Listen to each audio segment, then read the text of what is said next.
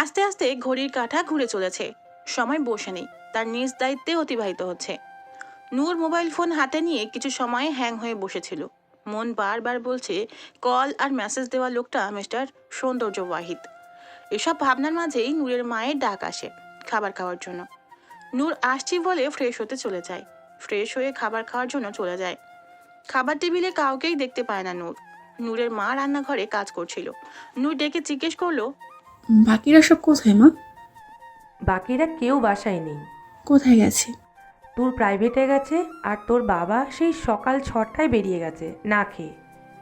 এত সকাল সকাল যে? কোনো কাজ আছে নাকি? আমাকে কি তোর বাপ কিছু বলে? এত কথা জিজ্ঞেস করছিস কেন? চুপচাপ খাবার রাখা আছে টেবিলে, খেয়ে নে। নূর বুঝতে পারলো পরিবেশ গরম আছে। মা তার কোনো কারণে রেগে আছে, তাই আর কথা বাড়ায় না, চুপচাপ খেতে বসে। পুরো দিন নূরের শুয়ে বসে কেটে যায়। একদিনেই যেন শরীরটা অনেক ভালো হয়ে গেছে, ফ্রেশ লাগছে অনেকটা, মনটাও শান্ত আছে। এর মধ্যে ফোনের কথা একদম মাথা থেকে বের হয়ে গেছে। ফোন যে কোথায় রেখেছে সেটাও হয়তো মনে নেই নূরের। পরের দিন সকাল হতেই ব্যস্ত জীবন শুরু। ক্লাস, টিউশন, পড়াশুনো। ইশরাত সকাল সকাল ফোন দিয়ে বলেছে যেহেতু নূরের শরীর তেমন একটা ভালো না, যেন ভার্সিটিতে না যায়। নূর বলে দিয়েছে সে একদম ঠিক আছে এবং কলেজেও যাবে। ইশরাত সৌন্দর্যের ভয়ও দেখিয়েছে এই বলে যে আজ যদি ভার্সিটি যায় তাহলে রাগারাগি করবে। নূর তাও জানিয়ে দিয়েছে সে যাবে। যথাসময়ে ভার্সিটিতে আসে দুজন। প্রথম ক্লাস করার পরই পিয়ন এসে জানায় আর ক্লাস হবে না, আর নূরকে বলে যায় প্রিন্সিপাল তাকে ডাকছে অফিস রুমে। নূর শুকনো ঢোক গিলে ইশরাতের দিকে তাকিয়ে বলে, কি জন্য ডাকছি রে ইস্যু? আমি কি কিছু ভুল করেছি? আগে গিয়ে দেখ কি জন্য ডাকছে, পরে তো বুঝতে পারবি। এখন শুধু শুধু 7-5 ভেবে টেনশন নিয়ে কি কোনো লাভ আছে? আমি একা কিছুতেই যাব না, তুইও চল আমার সাথে। আমি তো যাবই। আমি অফিস রুমের সামনে দাঁড়াবো, তুই ভিতরে গিয়ে জিজ্ঞেস করবি কেন ডেকেছে। এই না দোস্ত, তুইও ভেতরে যাবি আমার সাথে। স্যার ডেকেছে তোকে, আমি গিয়ে কি করব শুনি?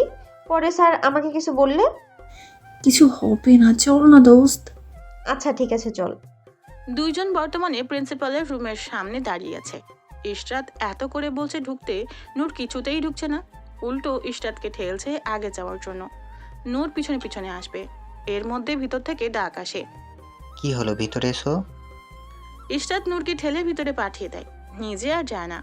প্রথম 5 মিনিট দাঁড়িয়ে থেকে বুঝলো নূরের সময় লাগবে হয়তো বের হতে, তাই সাইডে চলে যায়। অনেকদিন হলো তালহাকে জ্বালানো হয় না।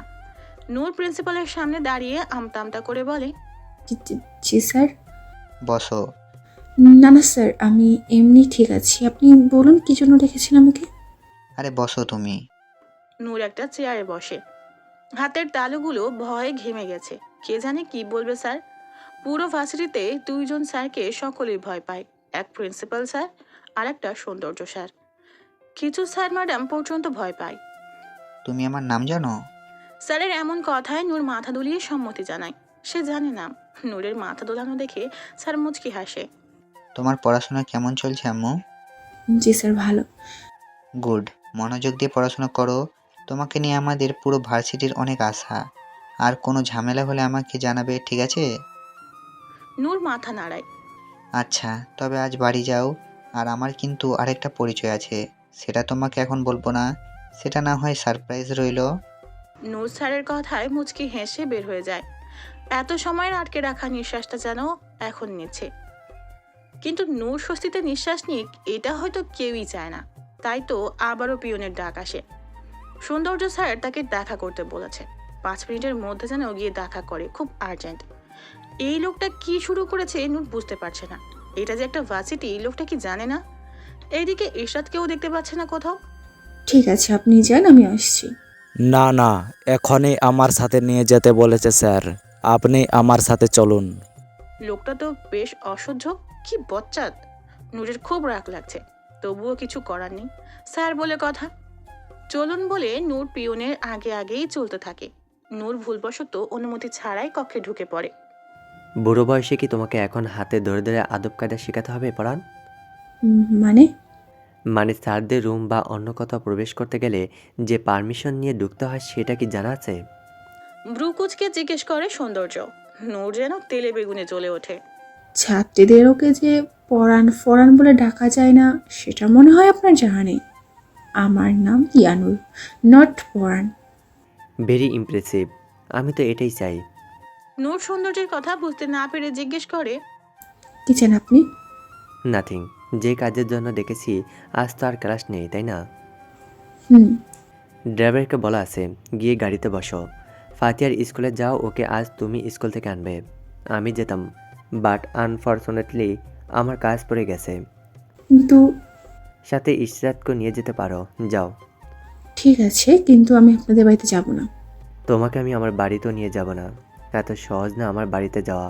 কিছু সময় ফাতিয়ার সাথে কাটাবে, দেন ড্রাইভার তোমাকে বাড়িতে পৌঁছে দেবে। নূর আর ইশরাত ফাতিহার স্কুলের দিকে যেতে থাকে। নূর মনে মনে ভাবছে, কেন জানি মনে হচ্ছে সৌন্দর্য তাকে কন্ট্রোল করছে। কিছু ভালো লাগছে না। ফাতিহা মেয়েটা তো কোনো দোষ করেনি। আর যাই হোক, ওই বাচ্চা মেয়েটার সাথে কখনো খারাপ ব্যবহার করবে না নূর। মাম্মা ডাকে মেয়েটা তাকে, সেই ডাকের মান সে রাখবে। আরও নানান ধরনের ভাবনা ভাবতে ভাবতে ফাতিহার স্কুলে এসে পড়ে দুজন। স্কুলে গিয়ে জানতে পারে আরও এক ক্লাস আছে, তারপর ছুটি হবে। যদিও বা স্কুল চলাকালীন সময়ে কেউ ভিতরে প্রবেশ করে হাঁটাহাঁটি করতে পারে না, সম্পূর্ণ নিষেধ। অভিভাবকদের জন্য আলাদা জায়গা আছে, কিন্তু ইশরাত যেখানে আছে সেখানে কিছুই অসম্ভব না মনে হয়। স্কুল ম্যামকে বলে স্পেশাল পারমিশন নিয়েছে। দুইজন মিলে পুরো স্কুল ঘুরে ঘুরে দেখছে। বেশ পরিপাটি ও সুন্দর পরিবেশ, দেখেই বোঝা যাচ্ছে বড়লোকদের ব্যাপার স্যাপার। ঘুরতে ঘুরতে দুজনই হাঁপিয়ে যায়। এর মধ্যে ফাঁকা একটা ক্লাসরুম দেখতে পায়। ইশরাত কিছু না বলে গিয়ে বসে পড়ে, খুব টায়ার্ড লাগছে। ইশরাতের পিছু পিছু নুরও গিয়ে বসে। শুধু শুধু বসে থাকতে তো আর ভালো লাগে না, তাই ইশরাত ফোন বের করে। তালহাকে মেসেজ দিবে, তখন লোকটা কলও ধরেনি, মেসেজও সিন করেনি। ফোন বের করতে গিয়ে ব্যাগ থেকে কলম বেঞ্চের নিচে পড়ে যায়। ইশরাত ফোনের দিকে তাকিয়েই নিচু হয়ে সেটা উঠাতে যায়, কিন্তু নাগাল পায় না।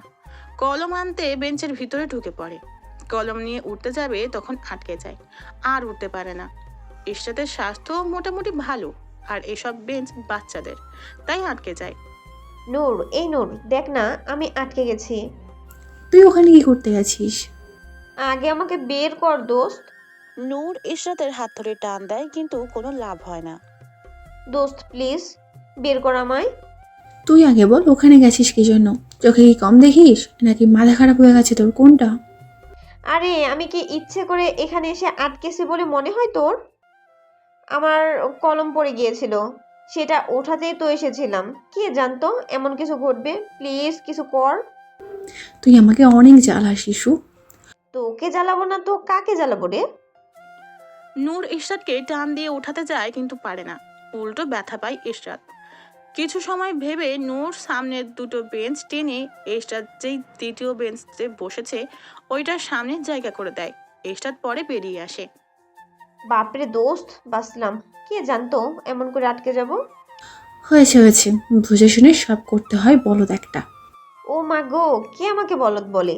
তুমি কি, তুমি বুঝি খুব চালাক? বলে ইশরাত জোরে জোরে হেসে ওঠে। নূর ইশরাতকে চাপা ধমক দিয়ে বলে, তোর এমন বিশ্রী হাসি বন্ধ কর, এটা স্কুল, ক্লাস চলছে, কিপ কোয়াইট। ইশরাত নিজের হাসি বন্ধ করে দেয় নূরের কথায়। তবে যাই বলিস না কেন নূর, আমি একটা কথা মনে মনে ভাবলাম, জানিস কি? কি? ইস দোস্ত, তালহা স্যার যদি আমার প্রেমে এমন করে আটকে যেত রে, কি যে ভালো হতো। হ্যাঁ, গাছে কাঁঠাল রূপে তেল, সারাক্ষণ তালহাস স্যার করে লাগে। আমি বুঝি না স্যারকে কেন এত বিরক্ত করিস তুই। প্রচুর ভালোবাসা, স্যার পাত্তা দেয় না, তাও পেছন পেছন করে। প্রচুর ভালোবাসা নাকি সেদিন তুমি বুঝবে, যেদিন সৌন্দর্য স্যারের প্রেমে পিছলে পড়বে। সে ঘুরে বালি এমন কোনোদিন হবে না। আমি বজ্জাত বদমেজাজি স্যারের প্রেমে কখনো পড়বো না। হুম, দেখা যাবে। চোখ খুলে রাখিস, দেখতে পারবি। সৌন্দর্য ভার্সিটির কিছু অফিসিয়ালি কাজ শেষ করে মাত্রই বের হয়েছে। খিদে লেগেছে প্রচুর। কাজের মাঝে ঢুকলে আর খাওয়ার কথা মনে থাকে না। ঘড়িতে একবার চোখ বুলিয়ে নেয়। এর মধ্যে সৌন্দর্যের ফোনে মেসেজ আসে।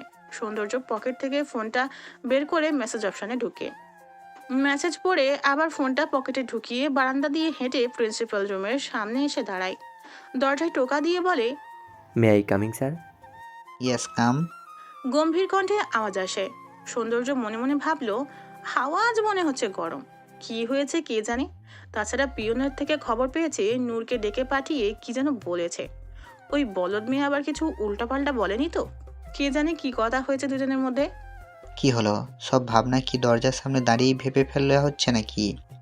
সৌন্দর্যের ভাবনার ঘোর কাটে গলা খাকারি দিয়ে ভিতরে প্রবেশ করে। বসো।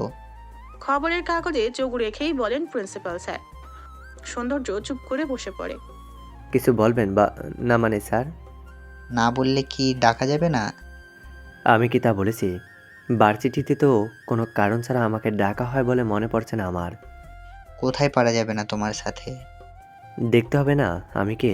ভুলে গেছো নাকি আমি মিস্টার ওয়াহিদ? হ্যাঁ, জুনিয়র ওয়াহিদ। তা মিস্টার ওয়াহিদ, আপনি বোধহয় ভুলে গেছেন। আপনি মিস্টার ওয়াহিদ হলেও আমিও মিস্টার ওয়াহিদ, সিনিয়র ওয়াহিদ। বলবো কেন? আমার স্মৃতিশক্তি এত দুর্বল না, বুঝলে বরাব্বো? উপস, সরি, এখন তো বলা যাবে না, বুঝলেন স্যার? একটা ভুল হয়ে গেছে। সময়টা দেখে নাও, এখন অফ পিরিয়ড চলছে, সো বড় আব্বু বলতেই পারো। ইয়া।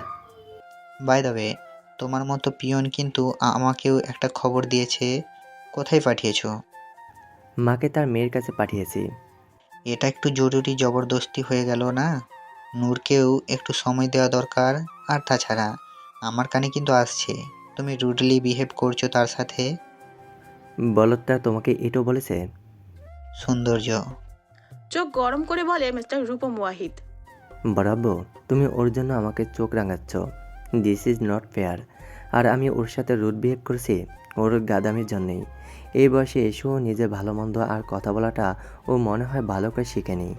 আর ও যেমন মেয়ে, নিজে থেকে কিছু করবে বলে তোমার মনে হয়? সারাক্ষণ নিজের মধ্যে গুটিয়ে থাকে, তাই যা করার আমাকেই করতে হয়, বুঝলে? বুঝলাম, তবে বেশি প্রেশার ক্রিয়েট করো না যাতে মেন্টালি স্ট্রেস পড়ে। আমি এতটাও বোকা না বরাব্বো যাতে করে নিজে নিজের বউকে টেস্ট দিব মেন্টালি। এমনিতেই বিয়ের বিষয়টা নিয়ে অনেক প্রেশার নিচ্ছে। আই থিঙ্ক এবার সব কিছু বলে দেওয়াই ভালো। বিয়ের আগে বলা উচিত ছিল, কিন্তু আঙ্কেলই তো কিছু বলতে দিল না। আঙ্কেল? শ্বশুরাব্বা। একটু লাজুক ভাব নিয়ে বলে সৌন্দর্য। সৌন্দর্যের কথার ধরনে জোরে হেসে ওঠে মিস্টার রূপম ওয়াহিদ। নূরের মায়ের সকাল থেকেই মন খারাপ।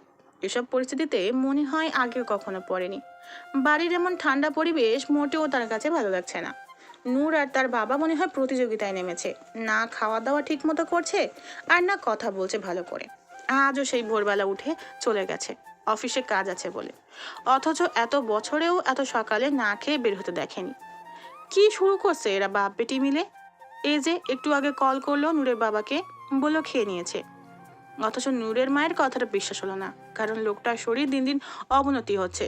রাতে ঠিকমতো ঘুমায়ও না, সারা রাত এপাশ ওপাশ করে কাটিয়ে দেয়। কি করবে কিছুই বুঝতে পারছে না উনি।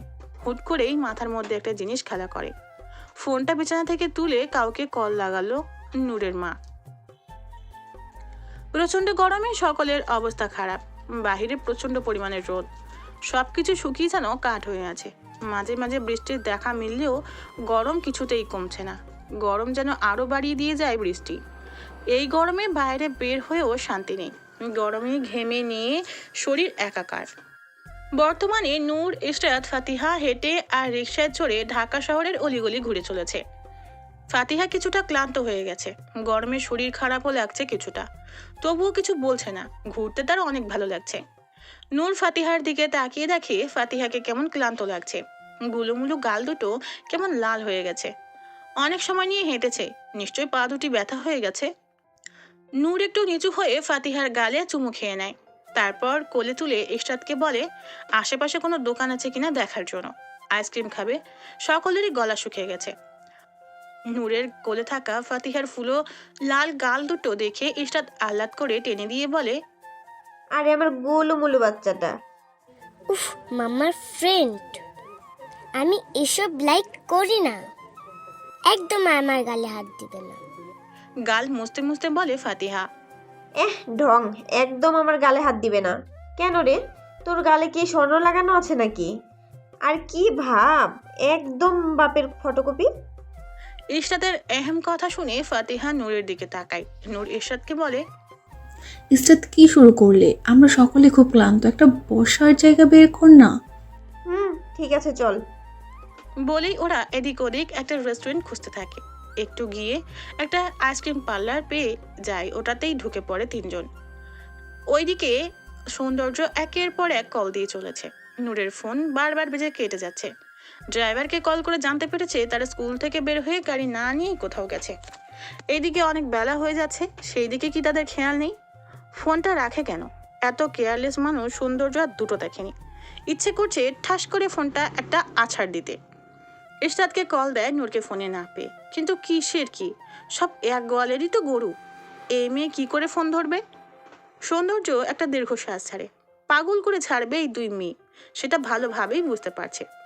কোনো উপায় না পেয়ে নূরের ফোনের লোকেশন ট্র্যাক করে রওনা দেয় তাদের উদ্দেশ্যে। নূর, ফাতিহা আর ইশরাত মনের সুখে আইসক্রিম খাচ্ছে। আহ, কি শান্তি!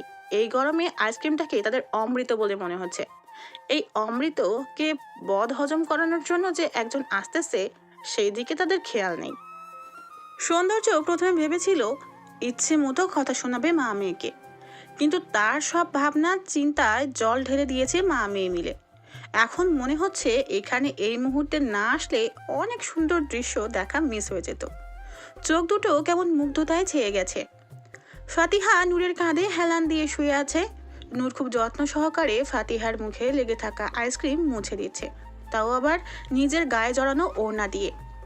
ফাতিহার চোখে মুখে কি সুন্দর প্রশান্তির ছাপ। মনে হচ্ছে এই প্রথম মেয়েটাকে সৌন্দর্য এত প্রফুল্লিত দেখছে। মায়ের ভালোবাসা আর আদর যত্নের কি কোনো তুলনা হয়? হুম, কিচ্ছু দিয়ে হয় না। সে যতই বাবা, দাদা, দাদি আদর ভালোবাসা দেখ না কেন, সৌন্দর্যের এত সুন্দর মুমেন্টটা কেন জানি স্মৃতি হিসেবে ক্যামেরা বন্দি করে রাখতে ইচ্ছে হলো। যেই ভাবা সেই কাজ। পকেট থেকে ফোন বের করে ফটাফট কয়েকটা ছবি ক্লিক করে নেয় সৌন্দর্য। পকেটে আবার ফোনটা ঢুকিয়ে ওইখানেই দাঁড়িয়ে থাকে। নূর কি যেন বলছে ফাতিহাকে, ফাতিহা হেসে হেসে জবাব দিচ্ছে। মাঝে মাঝে উচ্চ স্বরেও হাসির শব্দ এসে প্রতিধ্বনিত হচ্ছে। ব্যাপারটা মোটেও মন্দ লাগছে না সৌন্দর্যের কাছে, কিন্তু বেশি সময় এই সুন্দর অনুভূতি উপভোগ করতে পারলো কই। নূর যে বারবার ফাতিহার মুখ মুছিয়ে দিচ্ছে ওড়না দিয়ে, এতে করে সামনের দিক থেকে নূরের ওড়নাটা সরে যায়। জামার গলাটা একটু বড় হওয়ায় সামনের দিকে অনেকটাই দৃশ্যমান। নূরদের টেবিলের সামনেই কয়েকজন ছেলে বসে আছে। এর মধ্যে একজন নূরকে যেন নিজের দৃষ্টি দিয়েই তৃষ্ণা মেটাচ্ছে। হাতে তার ফোন, হয়তো ছবিও তুলছে। সৌন্দর্য এটা দেখে নিজের মাথায় যেন রক্ত উঠে যায়। হাতের মুঠি শক্ত করে ছেলেটার দিকে তাকিয়ে আছে। দুজন বসে খাবার খাচ্ছে, আর একজন খাবার খাওয়া বাদ দিয়ে হা করে নূরের দিকে তাকিয়ে আছে। এর মধ্যে একজন ওয়াশরুমের কথা বলে উঠে চলে যায়। ছেলেটা চলে গিয়ে যেন সৌন্দর্যকে জায়গা করে দিল। সৌন্দর্য কি যেই ছেলেটা উঠে চলে গেছে, ওই ছেলেটার জায়গায় শব্দ করে বসে পড়ে। সৌন্দর্য শব্দ করে বসায় যেন নূরের দিকে তাকিয়ে থাকা ছেলেটা কিছুটা বিরক্ত হলো। চোখ মুখ কুঁচকে নূরের দিকে তাকিয়ে থেকেই বলল, আহ বাসার, ডিস্টার্ব করছিস কেন বলতো? শান্তি মতো বসতে পারিস না নাকি? আমার মনোযোগ হাঁটাচ্ছিস কেন? দেখতে পাচ্ছিস না এক ফুলপরীর সুন্দর রূপ দেখছি? ওই ফুলপুরির সুন্দর রূপ দেখার জন্য সৌন্দর্য আছে, তুই কেন অন্য জিনিসের নজর দিয়ে নিজের চোখ হারাতে চাচ্ছিস বলতো? ছেলেটা অন্য কারো কণ্ঠে এমন হুমকিমূলক কথা শুনে ঘাড় ঘুরিয়ে তাকায়। আপনি কে? আর আমাকে এসব কথা বলছেন কোন সাহসে? আর আমাদের বেঞ্চে কি করছেন আপনি? সৌন্দর্য ছেলেটার কথায় নিজের হাত দিয়ে ঘাড় ডলতে ডলতে বলে, প্রথমত আমার সাহস একটু বেশি, আর দ্বিতীয়ত তুই ভাবতে পারছিস না তোর সাথে কি হতে চলেছে। পাগল নাকি আপনি? কী সব আবোল তাবোল কথা বলছেন বলুন তো?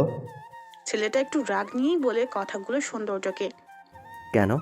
আমি কে সেটা তোর জানতে হবে কেন? কারণ আমি অচেনা লোকের সাথে এত কথা বলি না। বলেই ছেলেটা গ্লাস নিয়ে পানি খেতে থাকে। সৌন্দর্য হাসতে হাসতে বলে, অপরিচিত লোকের সাথে কথা বলিস না, কিন্তু অপরিচিত মেয়ের দিকে হা করে তাকিয়ে থাকতে পারিস, অন্যের জিনিসের নজরও দিতে পারিস, তাই না?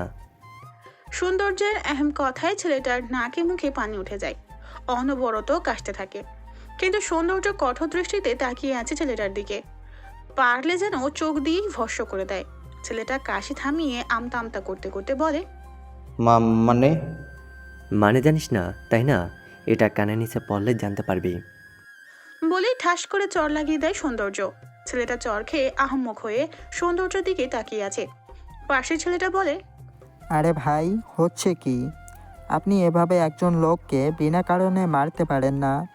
আমরা কিন্তু থানায় কমপ্লেন করব, বলে দিলাম। আপনি এভাবে অচেনা লোকের গায়ে কোনো অন্যায় ছাড়া মেরে ভুল করছেন। সৌন্দর্য গ্লাসে পানি ঢালতে ঢালতে বলে, তোর থেকে আমি ন্যায় অন্যায় শিখবো না? আর প্লিজ এসব নীতি কথা শোনাতে আসিস না আমাকে। নিজে না খেতে চাইলে চুপ করে বসে থাক। এতক্ষণ চোখের সামনে অন্যায় হতে দেখে যখন কিছু বলিসনি, এখনও কিছু বলার দরকার নেই। আমাদের দুজনের বিষয়টা আমাদের দুজনকে সামলাতে দেব রে। ছেলেটা এবার দমে যায় সৌন্দর্যের কথায়। এইদিকে ওরা নতুন। সৌন্দর্যের কথা শুনে মনে হলো এই দিকের কোনো প্রভাবশালী লোকই হবে। ছেলেটা মনে মনে চর খাওয়া ছেলেটাকে কয়েকটা গালি দিয়ে নেয়। কত করে বলেছে নিজের চরিত্র ঠিক কর, এসব ভালো না, একবার ধরা খেলে জীবন দফা দফা। কে শুনে কার কথা? নে এবার বোঝ ভালো করে। সৌন্দর্য কুটিল হেসে বলে, কিরে, একটা হয়েছে নাকি আরও কয়েকটা লাগবে? ছেলেটা তার বন্ধুর দিকে তাকাতেই চোখের ইশারায় সৌন্দর্যের কাছে যেন ক্ষমা চায় দেখিয়ে দেয়। ছেলেটা কি যেন ভেবে বলে, সরি বস, ভুল হয়ে গেছে। চোখের সামনে সুন্দর কিছু পড়লে চোখ তো যাবেই, তাই না? সৌন্দর্য রাগী লুক নিয়ে তাকায়। ছেলেটা ভয়ে ভয়ে বলে, না মানে সরি। বলেই বিলটা টেবিলে রেখে দৌড়ে বেরিয়ে যায়। সৌন্দর্য ওদের যাওয়ার দিকে তাকিয়ে রিল্যাক্সে বসে দীর্ঘশ্বাস ছাড়ে। নূরদের টেবিলের দিকে তাকিয়ে দেখে তারা তাদের মতো সময় কাটাচ্ছে। এইদিকে যে এত কিছু হয়ে গেছে তারা জানতেও পারলো না। সৌন্দর্য নূর আর ফাতিহার দিকে কিছু সময় নিয়ে তাকিয়ে রয়, তারপর গলা খাকারি দিয়ে বলে, আর এমনভাবে কেবল সময় উপভোগ করে। আশেপাশে তো নজরও রাখতে হয় নাকি? কে জানি কখন আশেপাশে ঝড় তুফান সাইক্লোন বয়ে যায়। হুট করে এমন কথায় নূর, ইশরাত, ফাতিহা আর আশেপাশের কয়েকজন সৌন্দর্যের দিকে তাকায়।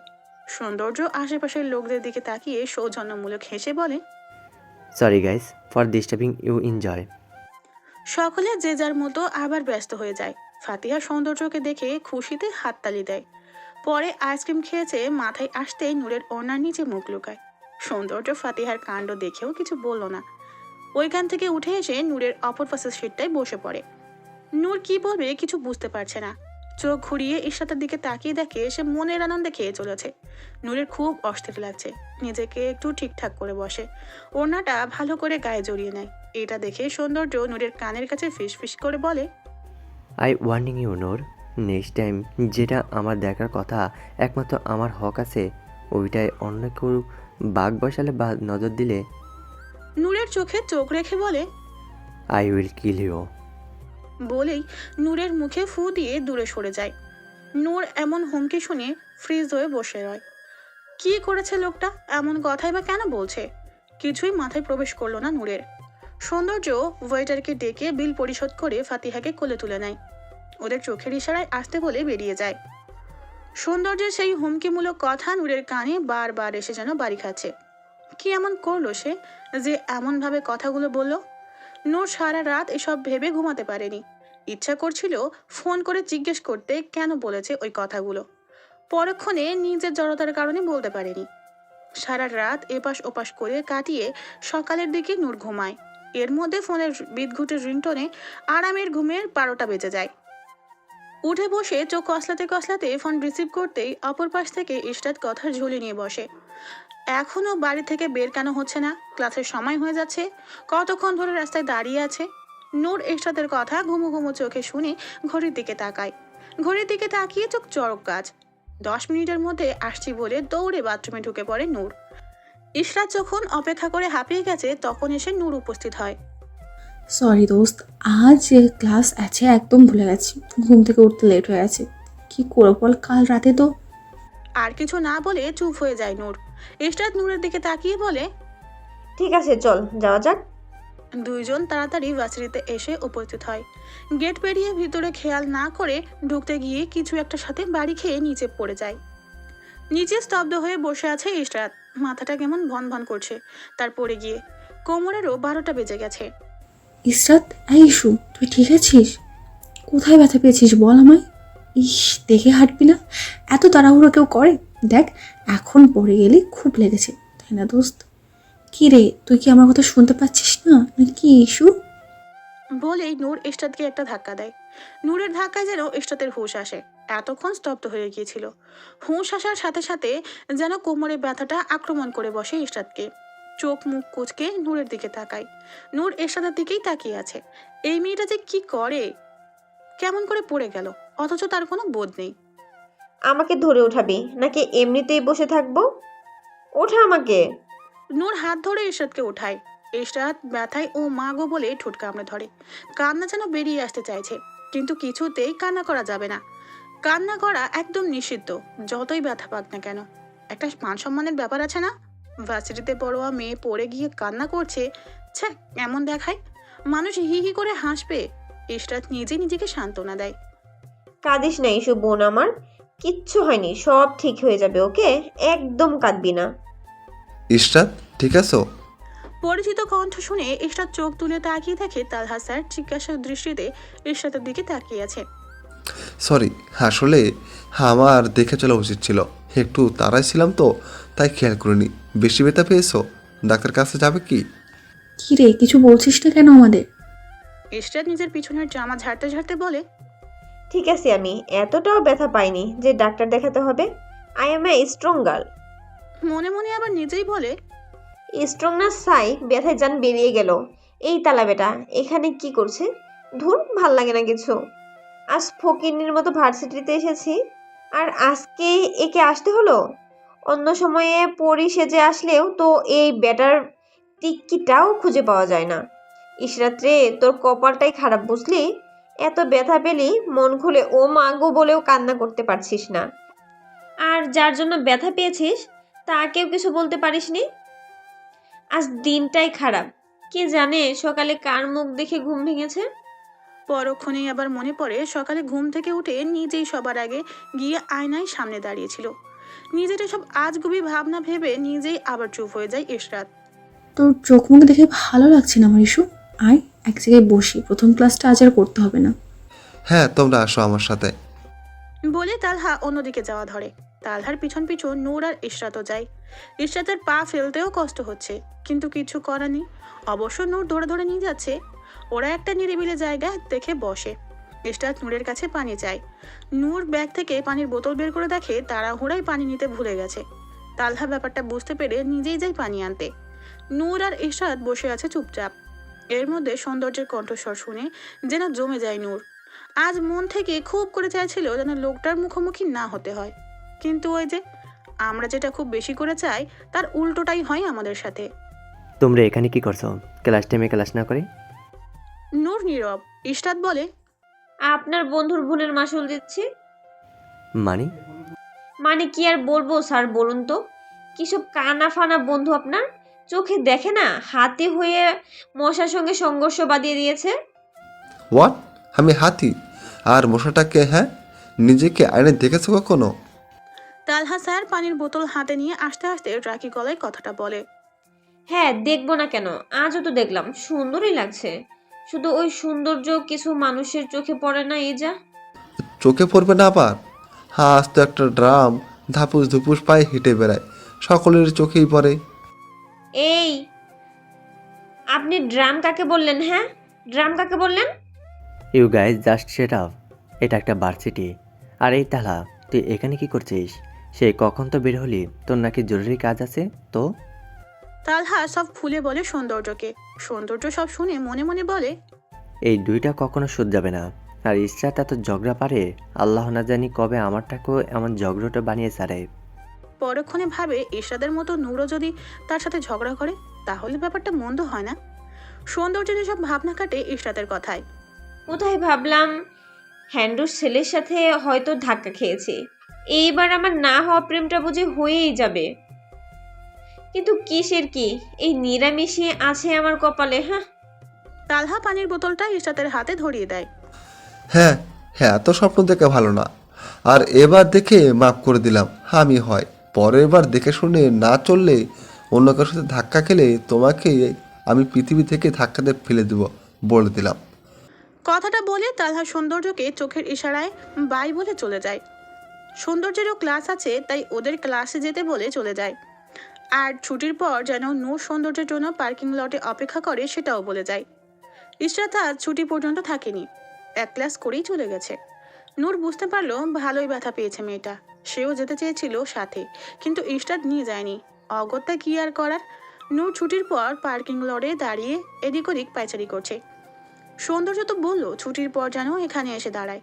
সেই কখন থেকে দাঁড়িয়ে আছে, কিন্তু লোকটার কোনো খবর নেই। পা ব্যথা হয়ে গেছে, এদিকে প্রচুর খিদে লেগেছে। কি করবে কিছু বুঝতে পারছে না নূর। গত 20 মিনিট যাবৎ দাঁড়িয়ে আছে। আর 10 মিনিট দেখে চলে যাবে বলে ঠিক করে নেয় নূর। গাড়িটাও লক করা, নয়তো একটু বসে পারতো। এই গরমে কি ভালো লাগে নাকি দাঁড়িয়ে দাঁড়িয়ে অপেক্ষা করতে। আর 5 মিনিট যাওয়ার পর বুঝতে পারলো সৌন্দর্য আসতেছে, কার সাথে যেন ফোনে কথা বলতে বলতে। নূর ব্যাগের ফিতাটা শক্ত করে ধরে মনে মনে ঠিক করে আজ কিছু কড়া কথা শুনিয়ে দিবে সে লোকটাকে। পেয়েছেটা কি তাকে? কেউ কাউকে এত সময় অপেক্ষা করায় নাকি? গাড়ির ভিতরে বসতে পারলে না গাধা মেয়ে। কি করে বসবো, আপনি তো। নূর আর মুখের কথা শেষ করতে পারলো না। সৌন্দর্য গাড়ির দরজা খুলে ভিতরে ঢুকে গেছে। আশ্চর্য, আপনি খুললেন কি করে? গাড়িতে লক করেন না, মানে লক তো খুলতে দেখলাম না। গাড়ি আমি আনলক করে গিয়েছি তোমার জন্য, যেন তুমি বসতে পারো। কিন্তু আমি তো টানলাম, খুলতে পারলাম না। তুমি বারবার এটা প্রমাণ করে দাও সবার দ্বারা সব কিছু হয় না। স্টুপিড, কামনটা কার? কমপ্লেন কিনে দিতে হবে এবার বোঝা যাচ্ছে। গাড়ির দরজা খুলতে পারে না, আমাকে কি করে সামলাবে কে জানে। বিড়বিড় করে বলে সৌন্দর্য। নূর রাগী চোখে সৌন্দর্যের দিকে তাকায়। এভাবে তাকালে ভেবেছো আমি ভয় পাবো? একদম না। জানো তোমাকে কেমন দেখতে লাগছে? ফাতিয়া হলে এতক্ষণে হেসে কুটকুটি হতো। নূর নিজের মুখের এক্সপ্রেশন বদলে গাড়িতে উঠে বসে। সৌন্দর্য মনে মনে হাসে। ইস, এত কিউট লাগছিল, ইচ্ছে করছিল গাল দুটো টেনে দিতে। গাড়ির ভিতর পিনপতন নীরবতা। নূর বাইরের দিকে তাকিয়ে আছে। গাড়ির হালকা ঝাঁকুনিতে ঘুম ধরে যাচ্ছে। নূরের ঝিমানোর মাঝেই গাড়ির মধ্যে গান বেজে ওঠে। গান শুনে নূরের ঘুম ভাব কেটে যায়। নূর আর চোখে সৌন্দর্যের দিকে তাকিয়ে দেখে সৌন্দর্য তার দিকেই তাকিয়ে আছে। নূরের বুঝি ওই দৃষ্টিতে কয়েকটা হার্টবিট মিস হয়ে গেছে। সেও ওই চোখ থেকে চোখ সরাতে পারছে না। গান বন্ধ হওয়ার সাথে সাথে মনে হয় দুজনের ঘোর কাটে। সৌন্দর্য একটা রেস্টুরেন্টে এসে গাড়ি থামায়। নূরের জন্য খাবার অর্ডার করে। নূর না করেনি, খুব খিদে লেগেছে তাই চুপচাপ খেয়ে নেয়। সৌন্দর্য গলা ক্যাকারি দিয়ে বলে, নূর, আমি এখানে কিছু গুরুত্বপূর্ণ কথা বলার জন্য তোমাকে ডেকেছি। আশা করি মাথা ঠান্ডা রেখে আমার কথাগুলো বোঝার চেষ্টা করবে। আসলে আঙ্কেল না, মানে তোমার বাবা। নূর আস্তে ধীরেই তার খাওয়া শেষ করে। অবশ্য সৌন্দর্য শুধু তার জন্য কফি অর্ডার করেছে। এতে নূর কিছু বলেনি, যা ইচ্ছে খাক, তাতে তার কি। তার খিদে পেয়েছে, সে খাচ্ছে। সৌন্দর্যের কফির কাপে চুমুক দিচ্ছে আর চোখে নূরকে পরখ করে চলেছে। আশ্চর্য হচ্ছে এটা ভেবে কোনো কিছু না বলে চুপচাপ খাচ্ছে। এটাই তো সৌন্দর্য চাই, তার সব বিষয়গুলো এভাবে বুঝুক আর মেনে নিক। কিন্তু এখন এটা ভেবে টেনশন হচ্ছে, যা বলার জন্য ডেকেছে বিষয়টা মেয়েটা কিভাবে নিবে। মাথা ঠান্ডা রেখে শুনলে হয়। নূর খাওয়া শেষ করে এবার আরাম করে বসে। উফ, এখন সব শান্তি শান্তি লাগছে তার। সামনের দিকে তাকিয়ে দেখে সৌন্দর্য নেই। কি, এখানে বসেই তো কফি খাচ্ছিল লোকটা। জাদু জানে নাকি? এমন করে উধাও হয়ে গেছে, অথচ নূর কিছু টেরও পেল না। লোকটা গেল কোথায় ভেবে নূর এদিক ওদিকে চোখ ঘোরায়। নূরের মা সোফার উপর বসে বসে একটা কাঁথা সেলাই করছে। বাড়ি এখন পুরাই ফাঁকা। নূর তুর পড়াশুনো নিয়ে আর নূরের বাবা কাজ নিয়ে সেই সকালে বের হয়েছে। তিনি এখন অবসর সময় পার করছে। অবশ্য বারবার বাইরের দিকে দেখছে জানালা দিয়ে, ওদের আসার সময় হয়ে গেছে, কিন্তু একটারও আসার নামগন্ধ নেই। ফোনের দিকেও তাকাচ্ছে, সবকটাকে ফোন দিবে কিনা ভাবছে। হয়তো আজ নূর আর তুর পুরো ক্লাস করে আসবে, তাই তাদের আর ফোন দেয়নি। ফোনটা হাতে নিয়ে নূরের বাবাকে কল লাগায়। ওনার আরও আগে এসে যাওয়ার কথা, কিন্তু এখনো খবর নাই। কোনো কাজ পড়ে থাকলে ফোন করে জানিয়ে তো দিবে। লোকটা কবে বুঝবে কে জানে যে বাড়িতে একজন তাকে, তার টেনশন হয়। বার কয়েকবার রিং হয়েও নূরের বাবা ফোন তুলেন না, বাঁচতে বাঁচতে কেটে যায়। নূরের মাও কম কিসে, একের পর এক কল দিতে থাকে। দেখবে লোকটা না ধরে যায় কোথায়। সপ্তমবার দেওয়ার পর থেমে যায়, না আর দিয়েও লাভ নেই। ফোনের দিকে তাকিয়ে কপালে সূক্ষ্ম ভাঁজ পড়ে। লোকটা কি ফোনের ধারে কাছে নেই নাকি? এর মধ্যে সিএনজির শব্দ শুনতে পায় নিচ থেকে, হয়তো এসে গেছে, এজন্য ফোন ধরেনি। নূরের মা গিয়ে দরজা খুলে দরজার সামনে দাঁড়িয়ে থাকে। আজ ইচ্ছে মতো দরজার পাশে দাঁড়িয়েই ঝেড়ে নিবে। এতদিন কিছু না বলতে বলতে লোকটার সাহস বেড়ে যাচ্ছে। সবকিছুতেই এখন খাপছাড়া ভাব আর অনিয়ম। সবকিছু মাথা থেকে বের হয়ে যায় নূরের মায়ের যখন দেখতে পায় একটা লোক নূরের বাবাকে হাত ধরে উপরে নিয়ে আসছে। নূরের বাবার চেহারা কেমন মলিন হয়ে আছে। নূরের মা সব ফেলে দৌড়ে যায়।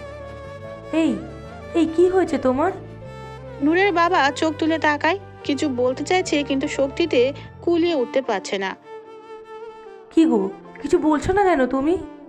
আন্টি শান্ত হন একটু, আমি আঙ্কেলকে একটু বসাই। হ্যাঁ হ্যাঁ বাবা। বলে নূরের মাও ধরে নিয়ে সোফায় বসায় নূরের বাবাকে। নূরের বাবা সোফায় বসে চোখ বন্ধ করে মাথা হেলিয়ে দেয়। একটু পানি হবে আন্টি? না মানে আঙ্কেলকে খাওয়ালে হয়তো ওনার ভালো লাগতো। নূরের মা ছেলেটার দিকে তাকিয়ে তাড়াতাড়ি করে গিয়ে পানি আনে। নূরের বাবার অবস্থা দেখে মাথা পুরা ফাঁকা হয়ে গেছে, হাত পা কেমন কাঁপছে। পানি এনে নূরের বাবার মুখেও হাত কাঁপুনির জন্য তুলে দিতে পারছে না। ছেলেটার বিষয়টা বুঝতে পেরে আমাকে দিন বলে নিজেই একটু একটু করে মুখে দিয়ে দেয়। নূরের বাবা পানি খেয়ে আরাম করে বসে, চোখ বন্ধ করে নেয় এবার। নূরের মা এক দৃষ্টিতে তাকিয়ে আছে নূরের বাবার দিকে। আসলে হয়েছে কি আন্টি, আমি আর আঙ্কেল এক সিএনজিতে করে আসছিলাম। হুট করে মাঝ রাস্তায় আঙ্কেল হাঁসফাঁস করছিল, বুকে ধরে কেমন যেন করছিল। আমার মনে হলো আঙ্কেল ঠিক নেই, তাই বারবার জিজ্ঞেস করছিলাম কি হয়েছে, কিন্তু উনি উত্তরে দিতে পারছিল না। ওনার হাব ভাব দেখে আমি ধারণা করি হয়তো বুক ব্যথা। তাই ড্রাইভারকে বলে পাশের একটা হসপিটালে নিয়ে যাই। ওখানে নিয়ে একটা ডাক্তার দেখিয়ে ওষুধ নিয়ে, এই যে ওষুধগুলো বলে ছেলেটা একটা ওষুধের প্যাকেট নূরের মায়ের দিকে বাড়িয়ে দেয়। আসলে ডাক্তার বলেছিল আঙ্কেলকে আজ বিকেল পর্যন্ত থাকার জন্য, কিন্তু উনি থাকতে নারাজ। আমিও বুঝিয়েছি উনি বাড়ি আসলে নাকি সুস্থ হয়ে যাবে। তাই আর কি করার বলুন, ওনার কথা মতো বাড়িতে নিয়ে আসলাম। তোমার এত শরীর খারাপ, তুমি বের হয়েছে কেন বাড়ি থেকে? একদিন কাজে না গেলে কি উপোস করে মরে যেতাম না? আর একটা ফোন করে জানাতে পারতে। ছেলেটা গলা খাকারি দিয়ে বলে, আন্টি তাক, মানে আর ডাকাডাকি করে কি হবে বলেন? বিপদ তো আর বলে কই আসে না। নূরের মা ছেলেটার কথাই থতমত খেয়ে যায়। মাথায় আসে কি করছে এসব। একটা অজানা লোকের সামনে এসব বললে কি ভাবে ছেলেটা। নিজেকে সামলে ছেলেটাকে অনেক করে ধন্যবাদ জানান তিনি। কৃতজ্ঞতা প্রকাশ করে নিজের স্বামীকে সাহায্য করার জন্য। এসব বলে আমাকে ছোট করবেন না আন্টি, এটা আমার কর্তব্য। আমার জায়গায় যে কেউ থাকলে হয়তো এতটুকু করতো না বাবা। আজকাল ভালো মানুষের সংখ্যা হাতে গোনা, কারোর বিপদে কাউকে পাওয়া যায় না। তোমাকে কি বলে ধন্যবাদ দিই? এসব বলে আমাকে লজ্জা দিচ্ছেন কেন আন্টি? নূরের মা ছেলেটার দিকে তাকিয়ে মুগ্ধ হয়। আজকাল এমন ছেলে দেখা কষ্টসাধ্য। অচেনা লোকের জন্য নিজের সময় নষ্ট করেছে। আজ তাহলে আমি আসি আন্টি। সে কি, একদম না। তুমি 5 মিনিট বসো, আমি এখনই আসছি। ভুলেও কিছু করতে যাবেন আন্টি, আমার একটু তাড়া আছে। এখন না গেলে সর্বনাশ হয়ে যাবে। কিন্তু আমি আসছি, ভালো থাকবেন আর আঙ্কেলের যত্ন নিয়েন। আচ্ছা বাবা, তোমার তাড়া থাকলে তোমাকে আর আটকাবো না, কিন্তু আন্টি বলে যখন ডেকেছো একদিন সময় করে আসতে হবে। তোকে কিচ্ছু খাওয়াতেও পারলাম না। এসব ভেবে মন খারাপ করার দরকার নেই, দেখবেন একদিন হুট করে এসে হাজির হয়েছি। বলেই ছেলেটা মিষ্টি করে হাসি দেয়। যাওয়ার আগে অবশ্য ছেলেটা দেওয়ালে টানানো ছবির দিকে তাকাতে ভুলল না। নূরের মা মুচকি হেসে বলে, ঠিক আছে বাবা। ছেলেটা বিদায় নিয়ে বের হয়ে গেলে নূরের মা নূরের বাবার পাশে বসে থাকে। সৌন্দর্য ওয়াশরুম থেকে এসে সেই যে বসে একভাবে নূরের দিকে তাকিয়ে আছে তো আছেই। আশ্চর্য, কিছু বলার থাকলে বলে ফেলুক, এমন করে বসিয়ে রেখে তাকিয়ে থাকার মানে কি? কিছু কি বলবেন স্যার? নয়তো আমি বাড়ি যাই, বাড়ি যেতে হবে, অনেক বেলা হয়ে গেছে, আর তাছাড়া মা টেনশন করবে। নূরের কথায় সৌন্দর্য নড়ে চড়ে বসে। সে ভেবে পাচ্ছে না কোথা থেকে কথা বলা শুরু করবে। আমি তোমাকে এখানে বিশেষ কারণে ডেকেছি নূর। কি বিশেষ কারণ স্যার? আমাদের বিয়ে নিয়ে। আসলে তোমার বাবা আর আমার বড় আব্বু খুবই ভালো বন্ধু, একে অপরের জান বলতে গেলে। আমি অবশ্যই এসব বিষয় আমাদের বিয়ের দিনই জানতে পেরেছি। আমিও তোমার মতো জানতাম না ওই দিনই আমার বিয়ে। এসব নিয়ে আমার কোনো ভাবনাও ছিল না। হুট করে আমাকে তোমাদের বাড়িতে ডেকে পাঠানো হয়। আমি সরল মনে যাই, গিয়ে বুঝতে পেরেছি কী জন্য আমাকে ডাকা হয়েছে। আমি তখনও জানতাম না আমার সাথে যাকে বেঁধে দেওয়া হচ্ছে সেই মেয়েটা আর কেউ নয়, তুমি। বলে সৌন্দর্য নূরের দিকে তাকায়। নূর জোরে জোরে বসে। মুখ দেখেই বোঝা যাচ্ছে পুরো বিষয়টা সে জানতে খুব আগ্রহী। সৌন্দর্য পানির বোতলটা নূরের দিকে এগিয়ে দেয়। নূর নিয়ে এক ঢুকে পানি পান করে। আমার লাইফের সবচেয়ে গুরুত্বপূর্ণ মানুষের মধ্যে আমার বড় আব্বু একজন। ওই দিন সে অসহায় চোখে আমার দিকে শুধু একবার তাকিয়েছিল। অবশ্য নিজের মুখে বিয়ের কথাও বলেনি, বিয়ের কথা বলেছে আমাকে তালা। ধরে নাও বিয়েটা নিয়ে যা ঘটলো তোমার সাথে আমার সাথেও সেম। আমরা দুজনই একই পথে পথিক। অবশ্য আমার থেকে বেশি এফেক্ট পড়েছে তোমার উপর, তোমার জীবনে। কিন্তু তুমি যা করছো একবার ভেবে দেখো তো, এটা ঠিক? আঙ্কেলকে এভাবে কষ্ট দিও না। He loves you very much Noor. আমি পুরো বিষয়টা তোমাকে বলতে চাচ্ছি না। আমি চাই তুমি তোমার নিজের বাবাকে প্রশ্ন করো, খোলাখুলি কথা বলো। এইসব মান অভিমানের পালায় সমাপ্তি ঘটাও। জীবন বড্ড কঠিন নূর। তুমি কি জানো তোমার বাবার অবস্থা খুবই বেশি ভালো না। নিজের শরীর নিয়ে বড্ড অবহেলা করছেন, খাওয়া দাওয়া করছেন না ঠিক মতো। এত বছরের ভালোবাসা এভাবে একটা ঘটনার জন্য বদলে দিলে তুমি? বাবা মা কখনো সন্তানের জন্য খারাপ চায় না। হয়তো তোমার আমাকে নিয়ে সমস্যা আছে, তুমি চাইলে আমি সমাধান দিয়ে দেব, কিন্তু তুমি তোমার বাবার সাথে সম্পর্ক ঠিক করো। আমি চাই না আমার জন্য একটা মিষ্টি মধুর সম্পর্ক এভাবে শেষ হোক। নূর নিঃশব্দে কেঁদে চলেছে, মাঝে মাঝে হিঁচকি উঠছে। আসলেই তো, বাবার পাশে বসে হাত দুটি ধরে একবার জিজ্ঞেস করতে পারতো। বাবা তো কখনো কারণ ছাড়া কিছু করেনি না, এই জীবনে ভুলেও তার জন্য ভুল কিছু করেছে। সৌন্দর্য মুখে হাত দিয়ে চেয়ারে হেলান দিয়ে বসে আছে চুপচাপ। আরো অনেক কিছু বলার আছে তার, সব ক্লিয়ার করা দরকার।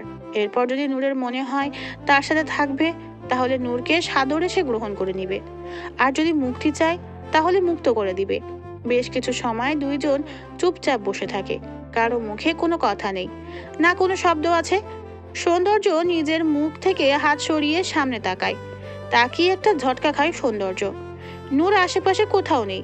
সৌন্দর্য উঠে দৌড়ে ওয়াশরুম চেক করে, না সেখানেও নেই। আবার দৌড়ে বাইরে বের হয়ে দেখে নূর একটা রিক্সা নিয়ে চলে যাচ্ছে। নূরের চলে যাওয়া নীরব দর্শকের মতো দেখে সৌন্দর্য। ইচ্ছা করলে আটকাতে পারতো, কিন্তু সে চায় না। মেয়েটাকে একটু সময় দেওয়া দরকার, পরে না হয় সব বিষয় ক্লিয়ার করা যাবে।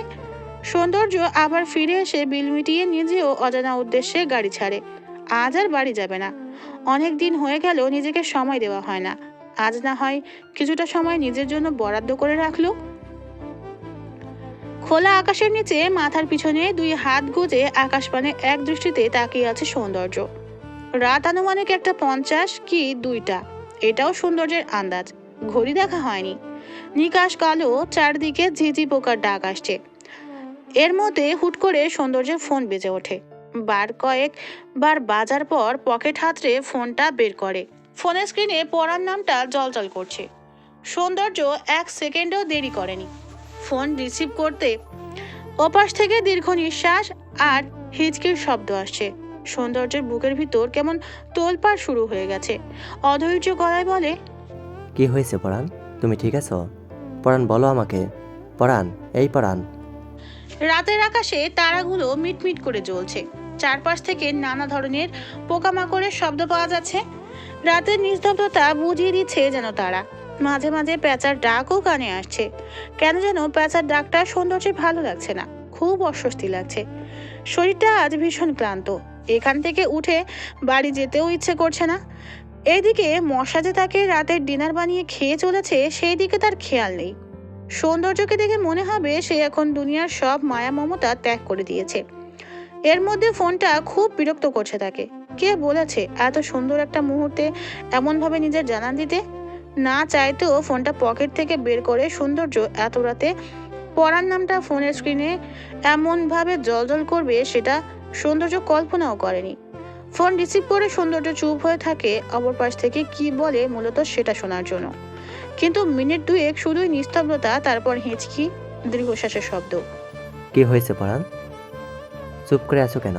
প্লিজ, কি হয়েছে বলো। তুমি ঠিক আছো তো? নূর, প্লিজ বলবে কি হয়েছে? আমার কিন্তু টেনশন হচ্ছে এবার। স্যার, আমি শুনছি নূর, বলো তুমি, কি হয়েছে তোমার? আমার আব্বু ভালো নেই স্যার। আমি এতদিন কোনো তার খোঁজ নেইনি। আজ বাড়িতে এসে শুনি রাস্তায় অসুস্থ হয়ে গিয়েছিল।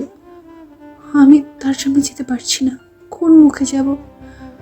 তার উপর আমি অন্যায় করেছি, চরম অন্যায়। সব কিছু আমার খোলাখুলি আলোচনা করা দরকার ছিল। এখন আমি কোন মুখে গিয়ে বাবার সামনে দাঁড়াবো? আমি আমি সাহস আর শক্তি পাচ্ছি না। স্যার, আপনি একটু সাহায্য করবেন আমাকে? বলে দিন আমি কি করবো প্লিজ।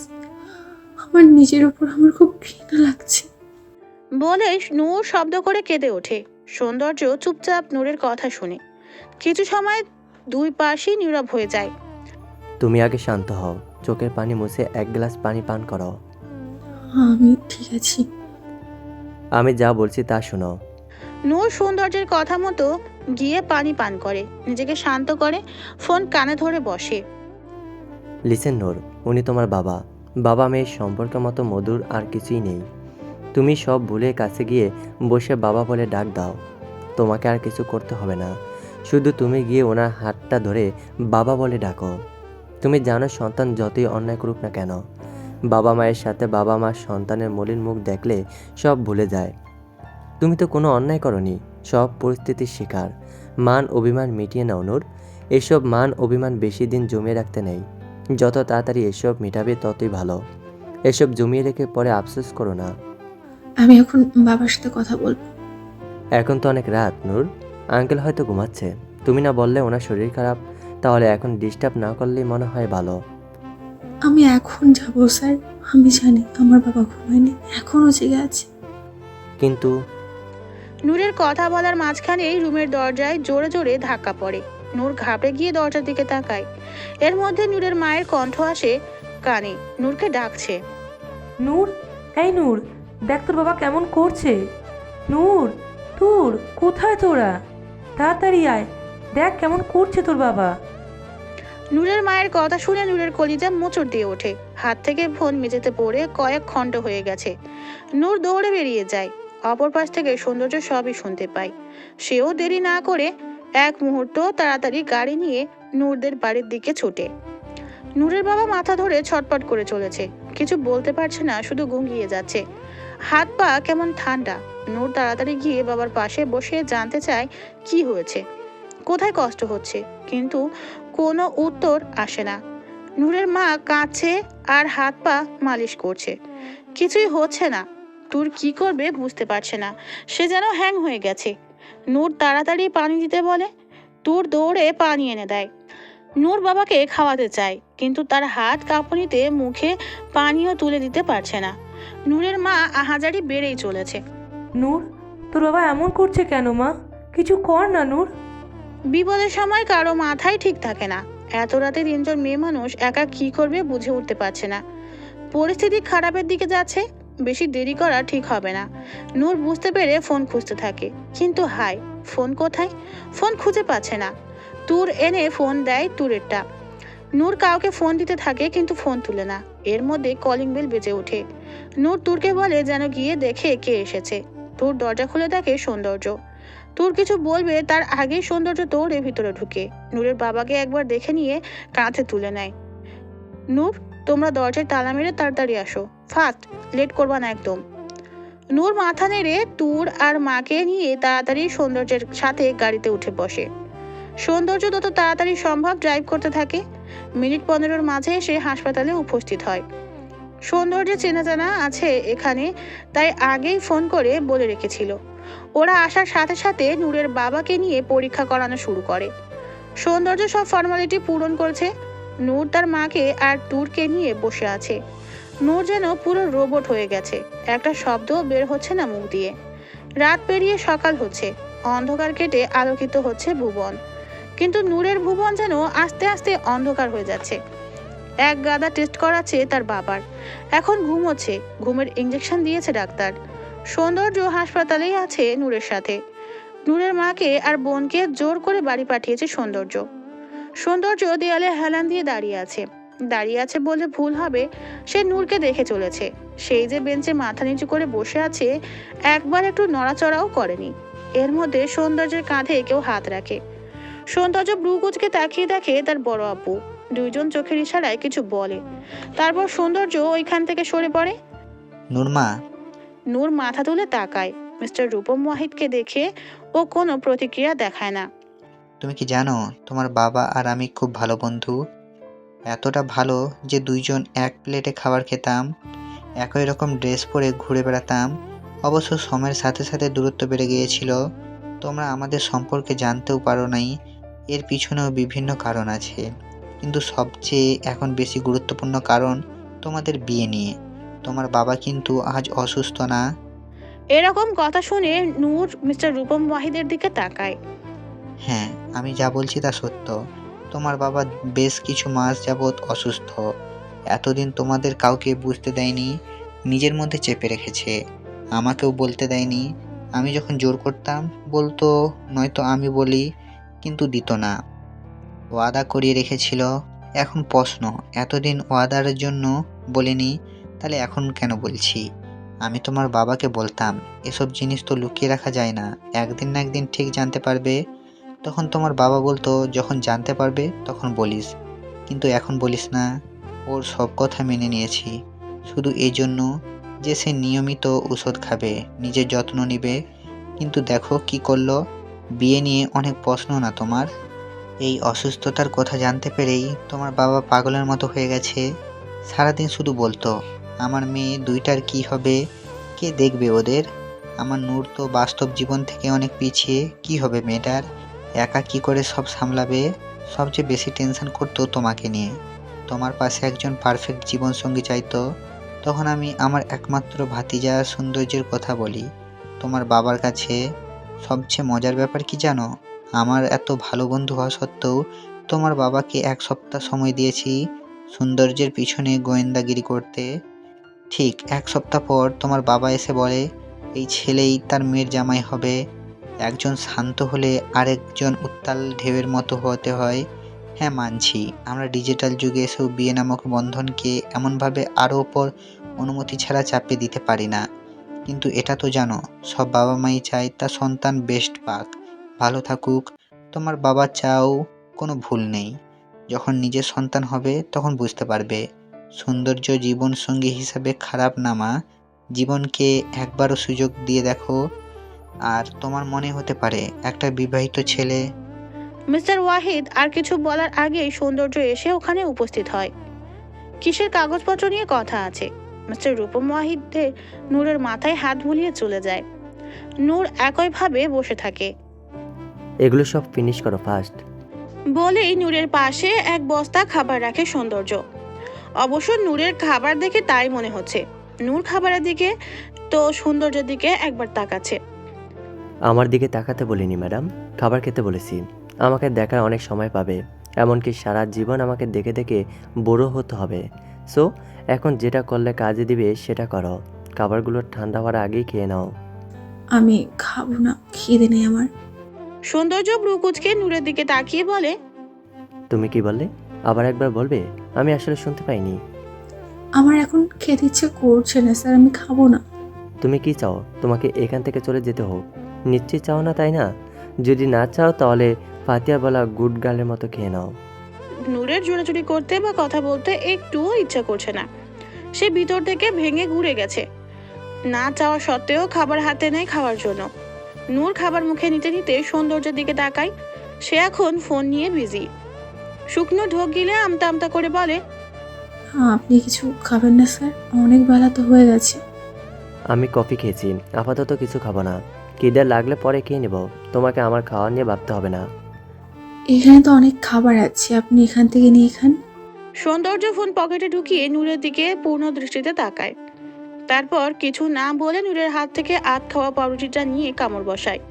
আরে স্যার, এটা তো আমার এটো, ভালোটা নিয়ে খান। এত কিছু তোমাকে ভাবতে কে বলেছে? খেতে বলেছো, খেয়েছি।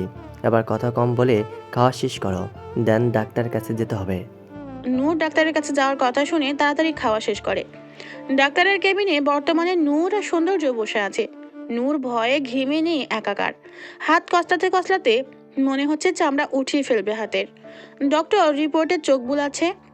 পেশেন্টের কি হন আপনারা? পেশেন্ট আমার। কিছু বলতে গিয়ে সৌন্দর্য নূরের দিকে তাকায়। নূরের দিকে তাকিয়েই বলে, আমার শ্বশুর বাবা হয়। ও আচ্ছা। জি। দেখুন, ওনার কন্ডিশন যতটুকু মনে হচ্ছে ভালো না। ডাক্তারের কথা শোনার সাথে সাথে নূর সৌন্দর্যের হাত খামচে ধরে ভীত দৃষ্টিতে ডাক্তারের দিকে তাকায়। সব খুলে বলুন ডাক্তার। সৌন্দর্য সোজাসাপটা কথায় ডক্টর নড়ে চড়ে বসে গলা খাকারি দিয়ে বলতে শুরু করে। দেখুন, পেশেন্টের সব রিপোর্ট দেখে যা বোঝা যাচ্ছে ওনার ব্রেন টিউমার হয়েছে। আর এটা সম্পর্কে আপনাদের নিশ্চয়ই কম বেশি ধারণা আছে, তবু আমি খুলে বলছি সব। ব্রেন টিউমার বা ইন্টারক্রানিয়াম নিউপ্লাজম এমন একটা অবস্থা যখন মানুষের মস্তিষ্কে অস্বাভাবিক ক্রোশ তৈরি হয়। অপারেশন করতে হবে, কিন্তু চান্স খুব কম। খোলাখুলি বললেই ভালো। আসলে কত পার্সেন্ট ডক্টর? সৌন্দর্য জানতে চায়। ডক্টর নিজের চশমা ঠিক করতে করতে বলে, 95% নেগেটিভ আর 5% পজিটিভ।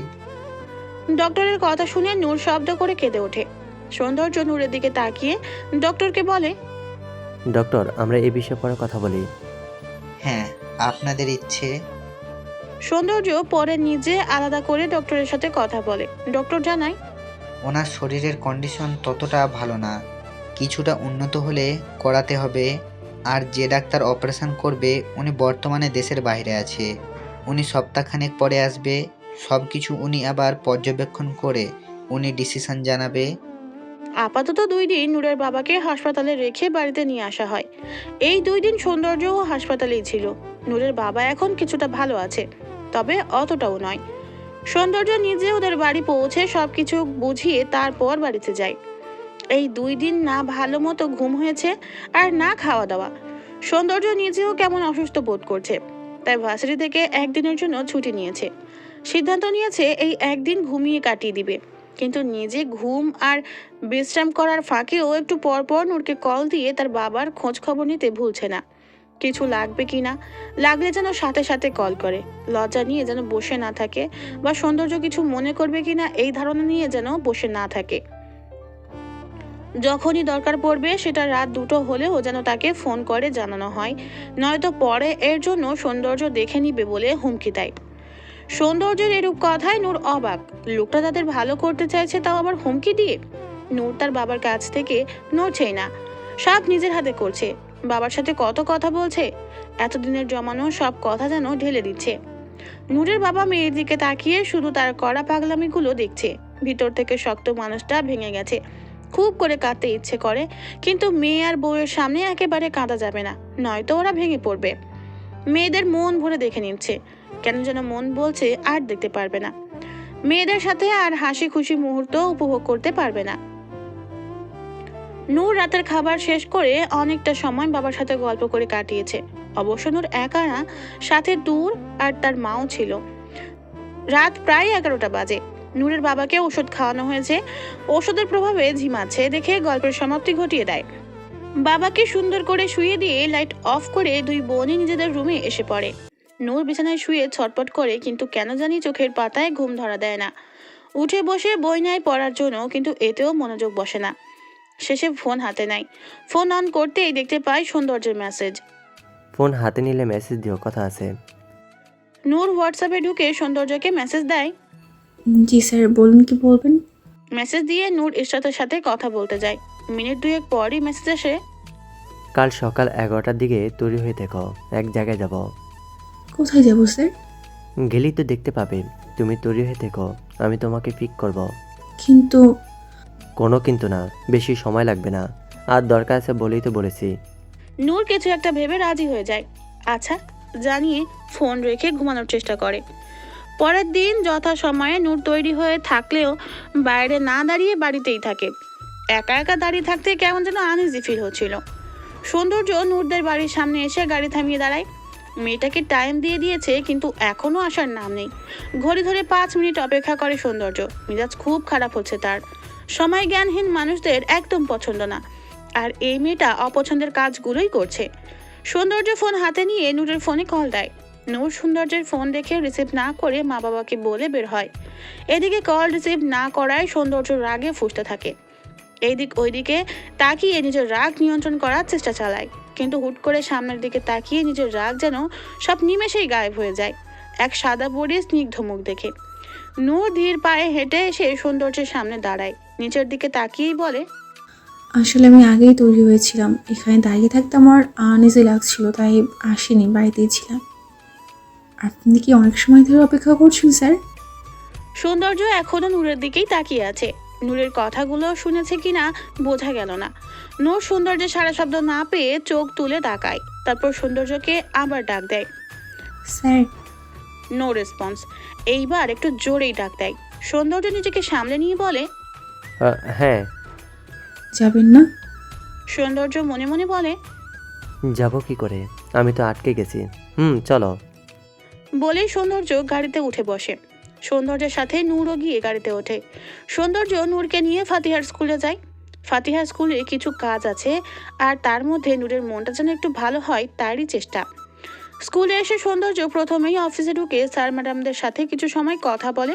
তারপর প্রিন্সিপাল ম্যাম একটা খাতা এগিয়ে দেয় সাইন করার জন্য। সৌন্দর্য সাইন করে নূরের দিকে খাতাটা এগিয়ে দেয়, তারপর আস্তে করে নূরের কানের কাছে গিয়ে বলে, আমি ফাতিহার কাছে যাচ্ছি, তুমি সাইনটা করে এসো। নূর বুঝলো না কি হচ্ছে। সৌন্দর্যের কথা মতো সাইন করতে গিয়ে থমকে যায় ফাতিহার বাবার নামের জায়গায় মিস্টার রূপ ওয়াহিদ নাম দেখে। নূর খাতার দিকে তাকিয়েছে এক দৃষ্টিতে। মাঝে মাঝে অনাকাঙ্ক্ষিত কিছু চোখের সামনে আসে যা আমরা কল্পনাও করতে পারি না। নূর কয়েকদিন ধরে একের পর এক ঝটকা খেয়েই চলেছে। খাতার মধ্যে থাকা মিস্টার রূপ ওয়াহিদ নামটার দিকে তাকিয়ে নূর হিসাব মিলাতে ব্যস্ত হয়ে পড়ে, অথচ কিছুতেই কিছু হিসাব তার মিলছে না। কে এই রূপ, কি তার পরিচয়? তাহলে ফাতিহার অভিভাবকের দায়িত্বই বা সৌন্দর্য কেন পালন করে? ওদের বন্ডিং দেখে যে কেউ অনায়াসে ধরে নিবে এরা বাবা মেয়ে। আর প্রিন্সিপাল ম্যাম তো সৌন্দর্য আসার সাথে সাথে বলে উঠেছে, মিস্টার ওয়াদি, আপনার মেয়ে অনেক ভালো, সব দিক দিয়ে আচার ব্যবহার চালচলন খুব ভালো, শিক্ষা নিয়ে বড় করেছেন আপনার মেয়েকে। তাহলে এসব কেন বললো? কথায় কথায় তো আপনার মেয়েই করে গেল। এই মুহূর্তে হাজারটা প্রশ্ন এসে নূরের মাথায় এসে ঘুরপাক খাচ্ছে। কি হলো, এনি প্রবলেম? জিজ্ঞেস করে প্রিন্সিপাল ম্যাম। নূর তার সকল ভাবনা সাইডে রাখে। নো ম্যাম, কোনো সমস্যা নেই। বলেই তাড়াতাড়ি করে সাইন করে দেয়। এর মধ্যে সৌন্দর্য ফাতিহাকে নিয়ে এসেও পড়ে। নোট তোমার হয়েছে? হ্যাঁ, হয়ে গেছে। আচ্ছা তাহলে চলো যাওয়া যাক। হুম। আসছি ম্যাম, কোনো ধরনের অসুবিধা বা দরকার হলে অবশ্যই আমাকে ইনফর্ম করবেন। আর আমার মেয়েকে নিয়ে কোনো সমস্যা আশা করি হবে না, যদিও হয় তাহলে আমাকে জানাতে ভুলবেন না। এই নিয়ে আপনি নিশ্চিন্তে থাকুন মিস্টার ওয়াদি, আমরা বিষয়গুলো খেয়াল রাখব। নূর সৌন্দর্যের দিকে তাকিয়ে ভাবে, কি জোরালো ভাবে আমার মেয়ে বলছে, না একটু সংকোচ না অন্য কিছু। সৌন্দর্য তাদের থেকে বিদায় নিয়ে নূর আর ফাতিহাকে নিয়ে বের হয়ে যায়। গাড়িটা একটু দূরে পার্কিং করেছে সৌন্দর্য। এদিকে একটু সমস্যা হয়েছে, তাই আর গাড়ি এনে রিস্ক নেয়নি। সৌন্দর্যের কোলে ফাতিহা, নূর তাদের পাশেই হাঁটছে। সে ভাবনার জগতে বিচরণ করছে এখন। কিছুতেই হিসাব মিলাতে পারছে না নূর। ভাবনায় বিভোর হয়ে ভুলেই বসেছে যে সে রাস্তা দিয়ে হাঁটছে। হুট করেই এক মহিলার সাথে ধাক্কা খেয়ে পড়তে পড়তে বেঁচে যায়। এসব কি, তুমি কি কোনো কিছু ঠিকভাবে করতে পারো না? একটু জোরালোভাবে বলে সৌন্দর্য। মহিলাটা কেমন করে যেন সৌন্দর্যের দিকে তাকিয়ে আছে। নূর মহিলাটার দিকে তাকিয়ে একটু হাসার চেষ্টা করে সরি বলে। সৌন্দর্য ও মহিলার দিকে তাকিয়ে চুপ হয়ে যায়। মহিলা দুজনের দিকে একটু তাকিয়ে আচ্ছা বলে চলে যায়। ফাতিহা মতো তোমারও যে কোলে উঠতে ইচ্ছে করছে সেটা বললেই পারতে।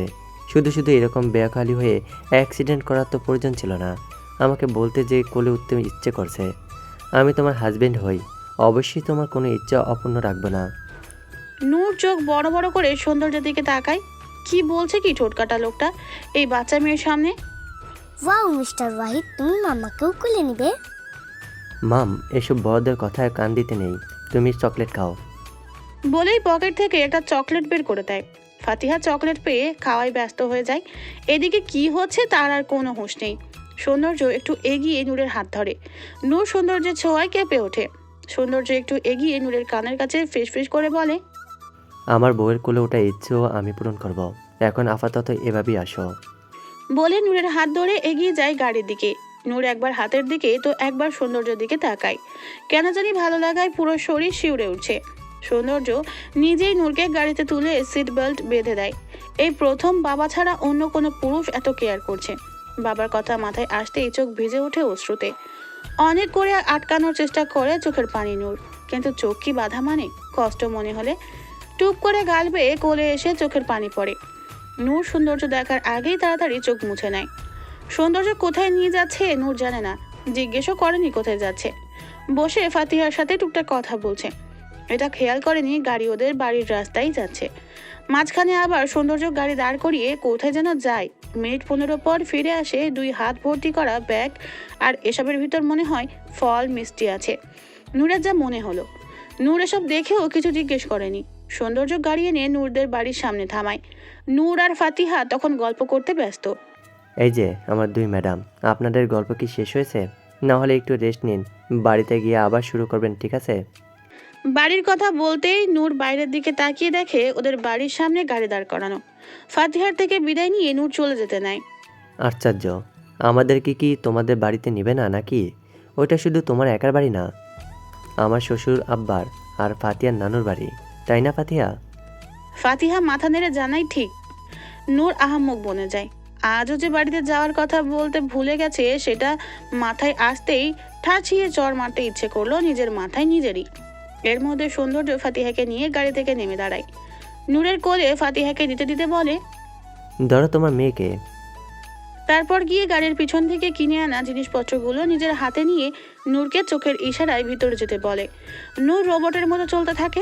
দরজার সামনে দাঁড়িয়ে আছে বর্তমানে 3 জন। কি হলো, কলিং বেল বাজাও, আমার 2 হাত ভর্তি দেখতে পাচ্ছ না? নূর কলিং বেলে চাপ দিয়ে অপেক্ষা করতে থাকে দরজা খোলার জন্য। মিনিট খানেক পরই দরজা খুলে যায়। তুর দরজা খুলে দিয়েছে। আরে তুই নূরকে তুর পাত্তাই দিল না। হাত দিয়ে সরিয়ে সৌন্দর্যের পাশে দাঁড়িয়ে বলে, আল্লাহ, এ আমি কি দেখছি? জিজু, আপনি আমাদের বাড়িতে এসেছেন? ওয়াও! হ্যাঁ, আমার একমাত্র শালিকা আমি এসেছি, তোমার জেজো। আবার ভেতরে ঢুকতে দাও আগে। তুর নিজে সৌন্দর্যের হাতে জিনিসপত্র নিয়ে ওদেরকে ভিতরে প্রবেশ করে।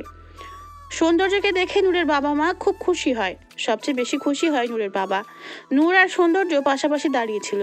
মেয়ে আর মেয়ের জামাইকে 2 চোখ ভরে দেখে নেয়। কি সুন্দর লাগছে 2 জনকে। নূরের মা সৌন্দর্যকে আপ্যায়ন করতে ব্যস্ত হয়ে যায়।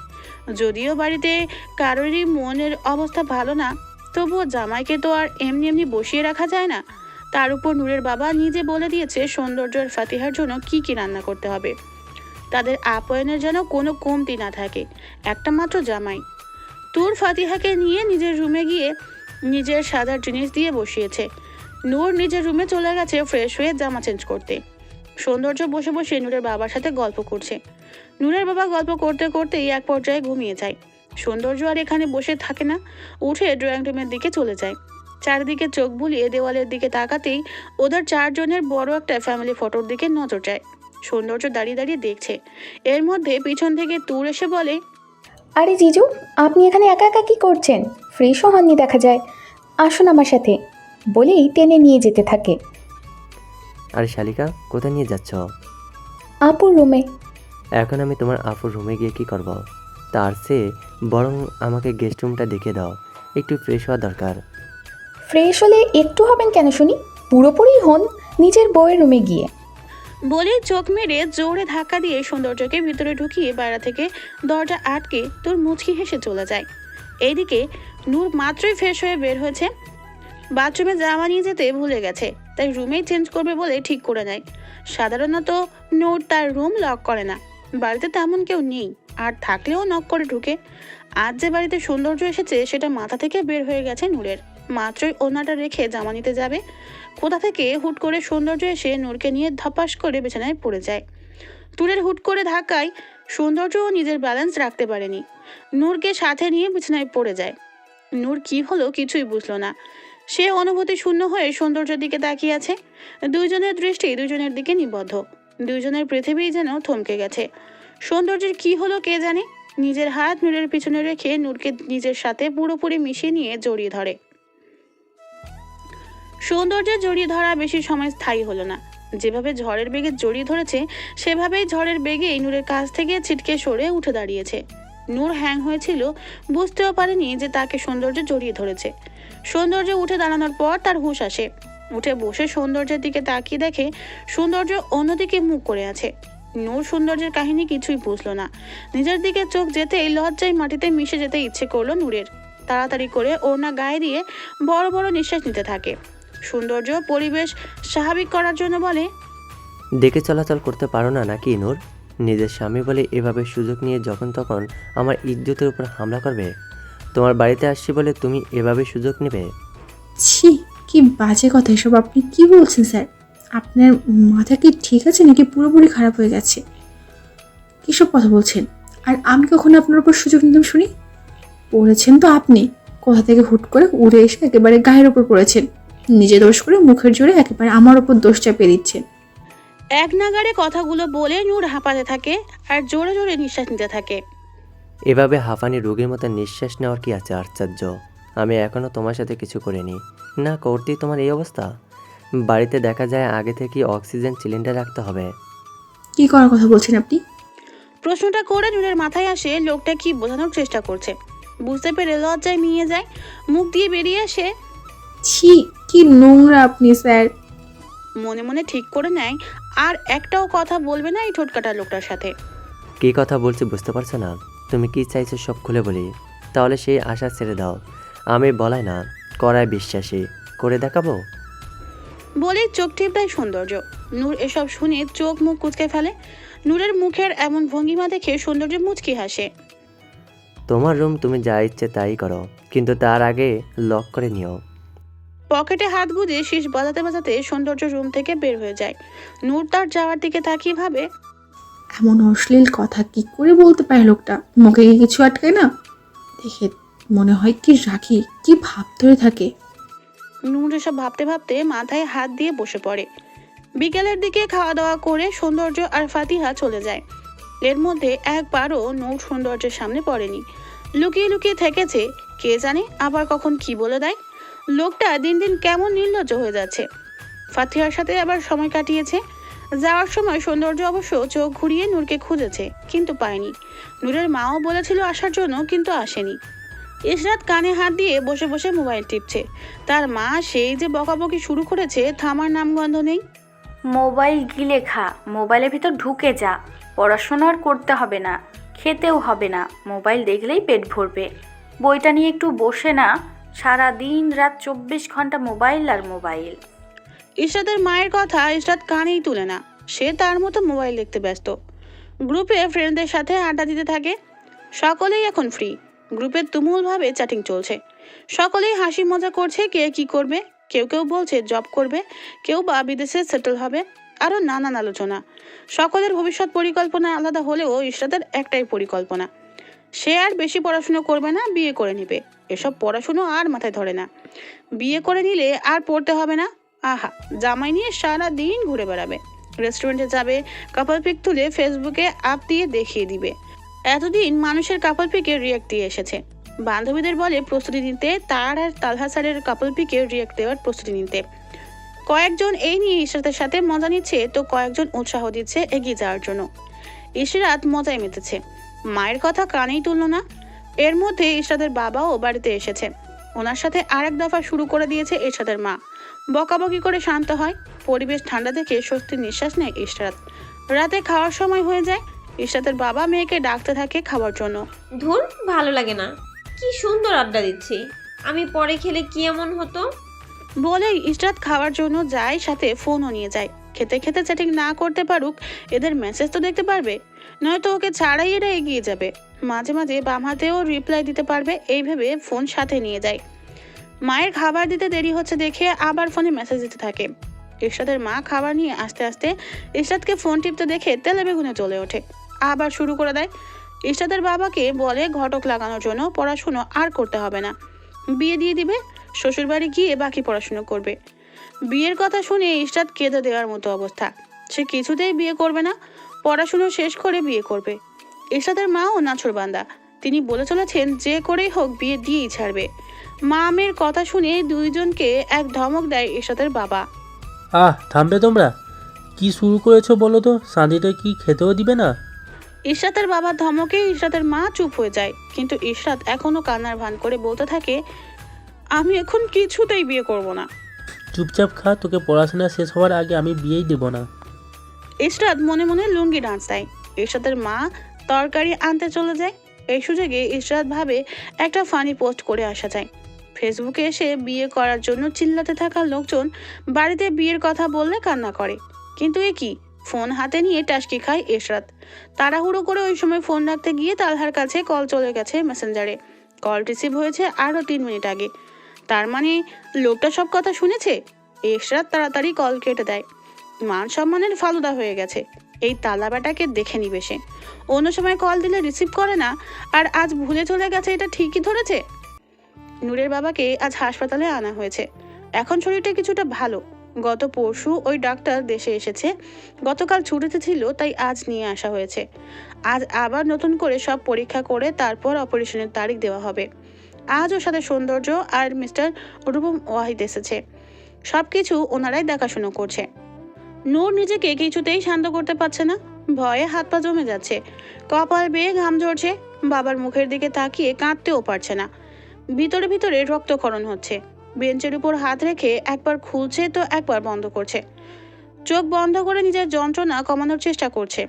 নিজের হাতের উপর কারো হাতের ছোঁয়া পেয়ে চোখ খুলে তাকিয়ে দেখে সৌন্দর্য নূরের হাতটা নিজের হাতের মুঠোয় নিয়ে একটু চাপ দিয়ে বোঝায় শান্ত হওয়ার জন্য। নূর ছলছল চোখে সৌন্দর্যের দিকে তাকায়। রিল্যাক্স পরাণ, কাম ডাউন, শান্ত হও। জোরে জোরে কয়েকবার নিঃশ্বাস নিয়ে শান্ত করো নিজেকে। কিচ্ছু হবে না, বি স্ট্রং পরাণ। নূর সৌন্দর্যের চোখের দিকে তাকিয়ে ভরসা পায়। নিজেও সৌন্দর্যের হাত ভালো করে আঁকড়ে ধরে। নূর সৌন্দর্যের কথায় ভরসা খুঁজে পেল। মনটা একবার বলছে কিছু হবে না তোর বাবার, তো আর একটা বার অন্য কথা বলে। কাল সারা রাত গল্প করেই কাটিয়ে দিয়েছে। কথা বলার সময়ও বুকের ভিতরটা বারবার মোচড় দিচ্ছিল। নূরের বাবাকে আগামীকালকের মাঝেই অপারেশন করানো হবে, তাই আজই হাসপাতালে অ্যাডমিট করানো হয়েছে। ডক্টররা সব রকমের প্রস্তুতি নিচ্ছেন। নূরের মা সেই যে নামাজের রুমে বসে আছেন আর উঠছেনই না। এতক্ষণ সব সৌন্দর্য সামলালেও এখন তার বড় আব্বু মিস্টার রূপম ওয়াহিদ সব ফর্মালিটিস পূরণ করছে। সৌন্দর্য এখন নূরকে সময় দিচ্ছে। মেয়েটা বাইরে থেকে শক্ত দেখালেও ভিতর থেকে একেবারে ভেঙে পড়েছে। সৌন্দর্য নূরের চোখ দেখে ভিতরের অবস্থা কিছু হলেও বুঝতে পেরেছে। পরের দিন নূরের বাবাকে যখন তৈরি করা হয়েছে অপারেশন থিয়েটারে নেওয়ার জন্য, তখন একে একে সকলকেই ডাক দেওয়া হয় ওনার সাথে দেখা করার জন্য। নূরের মা আর তুর একসাথে যায়। নূর কিছুতেই সাহস পাচ্ছে না যাওয়ার। নূরের বাবা শুধু নূরকে না, নূরের সাথে সৌন্দর্যকেও দেখা করার কথা বলেছে। নূর একইভাবে বসে আছে, কিছুতেই জোর পাচ্ছে না বাবার সামনে যাওয়ার। সৌন্দর্য এসে নূরের সামনে দাঁড়ায়। নূর চোখ তুলে সৌন্দর্যের দিকে তাকাতেই সৌন্দর্য চোখের ইশারায় উঠতে বলে, কিন্তু নূর কিছুতেই উঠবে না। সে মাথা নাড়িয়ে অসম্মতি জানায়। যাবে না সে, তার এত সাহস নেই। নূর কি হচ্ছে কি? ওটো, সময় পেরিয়ে যাচ্ছে। নূর উত্তর দেয় না কোনো। আমি কি বলছি শুনতে পারছো না নূর? স্যার প্লিজ না, আমি পারবো না। আমি যেতে চাই না স্যার, আমি সাহস পাচ্ছি না যাওয়ার। আমি ওইখানে গেলে নিজেকে ঠিক রাখতে পারবো না। বাবা মানসিকভাবে আরও ভেঙে পড়বে। কিছু হবে না, প্রাণ উঠো। বলে সৌন্দর্য নিজেই নূরের হাত ধরে টেনে তোলে। নূর ছাড়ানোর চেষ্টা করেও ব্যর্থ হয়। কেবিনে ঢুকে দেখে বাবা তার দরজার দিকেই তাকিয়ে আছে, যেন এতক্ষণ তাদের অপেক্ষাতেই ছিল। নূর গুটি গুটি পায়ে এগিয়ে গিয়ে বাবার পাশে বসে নিচের দিকে তাকিয়ে আছে। সৌন্দর্য একটা চেয়ারে টান দিয়ে তাদের কাছাকাছি বসে। আম্মা জান। ইস, এই ডাক শুনলে কলিজা ঠান্ডা হয়ে যায়। বুকের ভিতর যেন হাতুড়ি পিটাচ্ছে আর বলছে, তুই হয়তো আর এই ডাক শুনতে পাবি না। কেন এমন হচ্ছে? এমন না হলে কি খুব বেশি ক্ষতি হয়ে যেত? সব ঠিক ছিল, ভালোই তো ছিল। হুট করে একটা ঝড় এসে সব এলোমেলো করে দিয়ে যাচ্ছে। বাবা বলো। বলেই ঠোঁট কামড়ে কান্না আটকানোর চেষ্টা চালায় নূর। নূরের বাবা মেয়ের মাথায় হাত বুলিয়ে বলে, এভাবে ভেঙে পড়তে হয় না মা। ভাগ্যে যা আছে তা তো আমরা আর বদলাতে পারবো না। এটা মেনে নিতে হবে, আবার মানিয়ে নিতে হবে। আমরা জানি তুই পারবি, তোকে যে পারতেই হবে। বর্তমানে তোর আর তোর মায়ের দায়িত্ব নিতে হবে, তাই না? নূর বাবা বলেই চোখের পানি ছেড়ে শব্দ করে কেঁদে দেয়। নূরের বাবারও চোখে দিয়ে পানি পড়ছে। সৌন্দর্য ওদের বাবা মেয়ের দিকে বেশিক্ষণ তাকিয়ে থাকতে পারে না। তার চোখ দুটো ভীষণ জ্বালাপোড়া করছে। চোখ দুটো বুঝি আজ তার সাথে বেইমানি করতে চাইছে, কিন্তু সে সৌন্দর্য কিছুতেই চোখের পানিকে জিততে দেওয়া যাবে না। এদিক ওদিক তাকিয়ে নিজেকে আগের মতো স্বাভাবিক আর কঠোর করে নেয়। নূরের বাবা মেয়েকে সব বুঝিয়ে দিচ্ছে, আরও নানা ধরনের কথা চলে দুইজনের মাঝে, কিন্তু নূর বেশি কথা বলতে পারে না। কান্নারত গলায় শুধু হু হা করে উত্তর দেয়। নূরের বাবা নূরের সাথে কথা শেষ করে এবার সৌন্দর্যের দিকে তাকায়। সৌন্দর্য বাবা। ইয়ে মানে বাবা। বাবা বলুন, শুনছি। এদিকে আসো। বলে অন্য পাশে বসার জন্য একটু সরে জায়গা করে দেয়। সৌন্দর্য না করে না, চুপচাপ গিয়ে বসে পড়ে। নূরের বাবা সৌন্দর্যের হাত নিয়ে ধরা গলায় বলে, আমার এই অবুজ রত্নটিকে তোমার হাতে তুলে দিলাম বাবা। তুমি ঠিকভাবে যত্ন নিও, ঠিকভাবে মূল্যায়ন করো। আমার মেয়েটা বড্ড সরল, তুমি ওকে ভুল বোঝো না কখনো। সবসময় সুখে দুঃখে পাশে থেকো, দেখে রেখো একটু বাবা। সৌন্দর্য নূরের বাবার হাতটা শক্ত করে চেপে ধরে বলে ওঠে, এসব আপনি কি বলছেন বাবা? কিছু হবে না আপনার, জাস্ট একটা ছোট্ট অপারেশন হবে, তারপর আপনি সুস্থ হয়ে যাবেন। আপনাকে সুস্থ হতেই হবে নূর, ট্যুর আর মায়ের জন্য। আমার জন্য আপনাকে সুস্থ হতে হবে। ওদের দেখে রাখার এত বড় দায়িত্ব আমার উপর দিয়ে আপনি কিছুতেই চলে যেতে পারেন না। এসব বললে তো আর হবে না বাবা। আপনি মনোবল কেন হারাচ্ছেন বাবা? আমাদের সকলের মুখের দিকে তাকিয়ে হলেও নিজের মনোবল হারাবেন না, কিছু হবে না আপনার। এর মধ্যে নার্স এসে জানায় বেশি সময় যেন আর নষ্ট না করা হয়। নূর কিছু সময় বাবাকে জড়িয়ে ধরে রাখে, এতক্ষণ আসতে চায় না আর এখন যেতে চায় না। সৌন্দর্য এবারও জোর করে নিয়ে যায় নূরকে, আর এত কান্না করার জন্য বাইরে নিয়ে গিয়ে চাপা একটা ধমক দেয়। এমনিতে কান্না করে, কিন্তু বাবার সামনে কেন কান্না করতে গেল? বাবা তো এমনিতেই মনের দিক থেকে দুর্বল হয়ে আছে। নূর আর কথা বলে নাই। ইশরাত হাসপাতালে যাওয়ার জন্য বের হয়েছে। নূরের কাছে আরো আগেই যাওয়ার দরকার ছিল, কিন্তু কিছু সমস্যার কারণে যেতে দেরি হয়ে গেছে। এদিকে জ্যামে আটকে আছে। রাগ উঠে যাচ্ছে ইশরাতের। একেই তো দেরি করে যাচ্ছে, আবার এই জ্যামে আরো দেরি করে দিচ্ছে। বাইরের দিকে তাকাতেই ইশরাতের চোখ আটকে যায়। এটা সে কাকে দেখছে? তালহা স্যার নাকি অন্য কেউ? অন্য কেউ হতেই পারে না। ইশরাত কখনো তালহা স্যারকে চিনতে ভুল করবে না, এটা তালহা স্যারই। গাড়ি চালককে টাকা দিয়ে তাড়াতাড়ি করে নেমে যায় ইশরাত। পিছনে গিয়ে বসে বলে, তাড়াতাড়ি চলুন স্যার, এমনিতেই দেরি হয়ে গেছে। তালহা 420 ভোল্টের ঝটকা খেয়ে বসে আছে। হুট করে কি হচ্ছে সব মাথার উপর দিয়ে যাচ্ছে। মানে এই তুমি এখানে কোথা থেকে এসেছো? খারাপ মাথা আরো খারাপ হয়ে গেছে তোমার, তাই না? নামো বলছি বাইক থেকে, এখনই নামবে। কি হলো, নামছো না কেন? কেন নামবো? আপনার আর আমার গন্তব্য তো একই, তাহলে একই পথের পথিক না হয়ে ভিন্ন পথের পথিক হব কেন বলুন তো? মানে উফ, এইখান দিয়ে তো জায়গা আছে তাই না? বাইক চালাচ্ছেন না কেন? চালান, আপনি তো হাসপাতালে যাচ্ছেন। নূরের বাবার যে অপারেশন হচ্ছে ওইখানে। কি ওইখানে যাচ্ছেন না? হ্যাঁ, কিন্তু তুমি জানলে কি করে? জানার তো কথা না।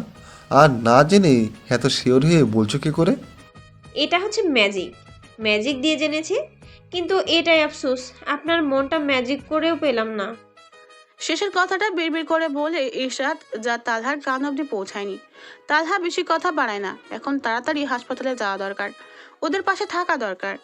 ইশরাত আবার তালহাকে ধরে বসেনি, পিছনে ধরে রেখেছে। তালহা বাইক চালু করতে করতে বলে, এমনিতেই একটা পরিবারে দুঃসময় যাচ্ছে, তুমি কি চাও আরো বিপদ ঘটুক? ইশরাত কিছু না বুঝে জিজ্ঞেস করে, কি বলবেন সোজা সাপটা বললেই পারেন। আমাকে ধরে বসো, আমি হসপিটালে যাচ্ছি, পুলিশ স্টেশনে যেতে চাই না। ইশরাত বেশ খুশি হয়ে যায়। তালহার কাঁধে হাত রাখতে গিয়ে বুঝলো হাতটা কাঁপছে। বুকে ফু দিয়ে কাঁপা কাঁপা হাতটা তালহার কাঁধে রাখে। তালহা লুকিং গ্লাসে সবই লক্ষ্য করেছে। মুচকি হেসে বাইক চালাতে থাকে। বাইক চালাতে চালাতে হুট করে তালহা বলে ওঠে, বাই দ্য ওয়ে, বিয়ে পাগল মেয়ে বিয়ে করবে না বলে নেকে কান্না করছে, এটা ভাবা যায়? তালহা ওই দিনের জন্য যে খোঁচা দিয়ে কথা বলছে সেটা বুঝতে একটুও ভুল করলো না। কটমট করে তাকিয়ে তালহার কাঁধে রাখা হাতটা দিয়ে খাবলে ধরে কাঁধ। বড় বড় নখগুলো শার্টের উপর দিয়ে চামড়া মনে হয় ভেদ করে ফেলছে। তালহা চোখ মুখ কুঁচকে বাইক ব্রেক করে, ধমক দিয়ে বলে, এখনই তুমি বাইক থেকে নেমে যাও, তোমাকে আমি নিব না। ইশরাত শুকনো ঢোক গিলে কয়েকবার সরি বলে, ভুল হয়ে গেছে আর এমন করবে না, এবারের মতো যেন নিয়ে চলে। তালহা আর কিছু না বলে বাইক চালাতে থাকে। ঘন্টা দুয়েকের বেশি হয়ে গেছে নূরের বাবাকে অপারেশন থিয়েটারে নিয়ে যাওয়া হয়েছে। বাইরে দাঁড়িয়ে থাকা প্রতিটি মানুষ ভীত মনে আল্লাহকে ডেকে চলেছে, সব যেন ঠিক থাকে। সকলের মনেই ভয় ঢুকে গেছে। নূর অপারেশন থিয়েটারের সামনে একবার গিয়ে আবার এসে পড়েছে। বেঞ্চে না বসে নিচে বসে আছে। সকলের মাথায় টেনশন, তাই কেউ কিছু বলছে না। নূরের পাশেই ইশরাত আর তুর বসে আছে। নূর ইশরাতের কাঁধে মাথা দিয়ে এক দৃষ্টিতে বাইরের দিকে জানালা দিয়ে তাকিয়ে আছে। দেখতে দেখতে আরো অনেকটা সময় কেটে যাচ্ছে। যত সময় কাটছে তত সৌন্দর্যের ভিতরেও কেন যেন ভয় ঢুকে যাচ্ছে। সবার দিকে একবার তাকিয়ে সৌন্দর্য একটু একা থাকার প্রয়োজন মনে করলো। যাওয়ার আগে একবার নূরের দিকে তাকায়, আর ভাবে এই মেয়েকে কি করে সামলাবে সে, যদি খারাপ কিছু হয়ে যায়। আবার নিজে নিজেই বলে, এসব আমি কি ভাবছি, কিছু হবে না। সৌন্দর্যের পিছনে পিছনে তালহাও যায়। দুইজন নূরের বাবাকে নিয়েই কথা বলতে থাকে। আজ তালহার কাছে মনে হলো সৌন্দর্য নিজের মনে বল পাচ্ছে না, ভেঙে পড়ছে। তাই সৌন্দর্যকে বলছে সে যেন ভেঙে না পড়ে। তাহলে নূরের পরিবার আর নূরকে কি করে সামলাবে? সৌন্দর্য তালহাকে কিছু বলার আগেই শুনতে পায়, স্যার। সৌন্দর্য তালহা দুইজনই ঘুরে তাকায়। তাকিয়ে দেখে নূরের চোখ মুখ লাল হয়ে গেছে। নূর, কি হয়েছে? নূর তালহার প্রশ্নের কোনো উত্তর দেয় না, দৌড়ে সৌন্দর্যের সামনে এসে দাঁড়ায়। কিছু বলার আগেই সৌন্দর্যের বুকে ঝাঁপিয়ে পড়ে হু হু করে কেঁদে ওঠে। সৌন্দর্য শুকনো ঢোক গিলে তালহার দিকে তাকিয়ে নূরের মাথায় নিজের কাঁপতে থাকা হাতটা রাখে। গলা দিয়ে যেন কথা বের হচ্ছে না, অনেক কষ্টে মুখ দিয়ে বের করে, পড়ান। ফিরে আসবো পরবর্তী সিজন নিয়ে। গল্পটি আপনাদের কেমন লাগছে তা অবশ্যই কমেন্ট করে জানাবেন। এতক্ষণ আমাদের পাশে থাকার জন্য ধন্যবাদ। আল্লাহ হাফেজ।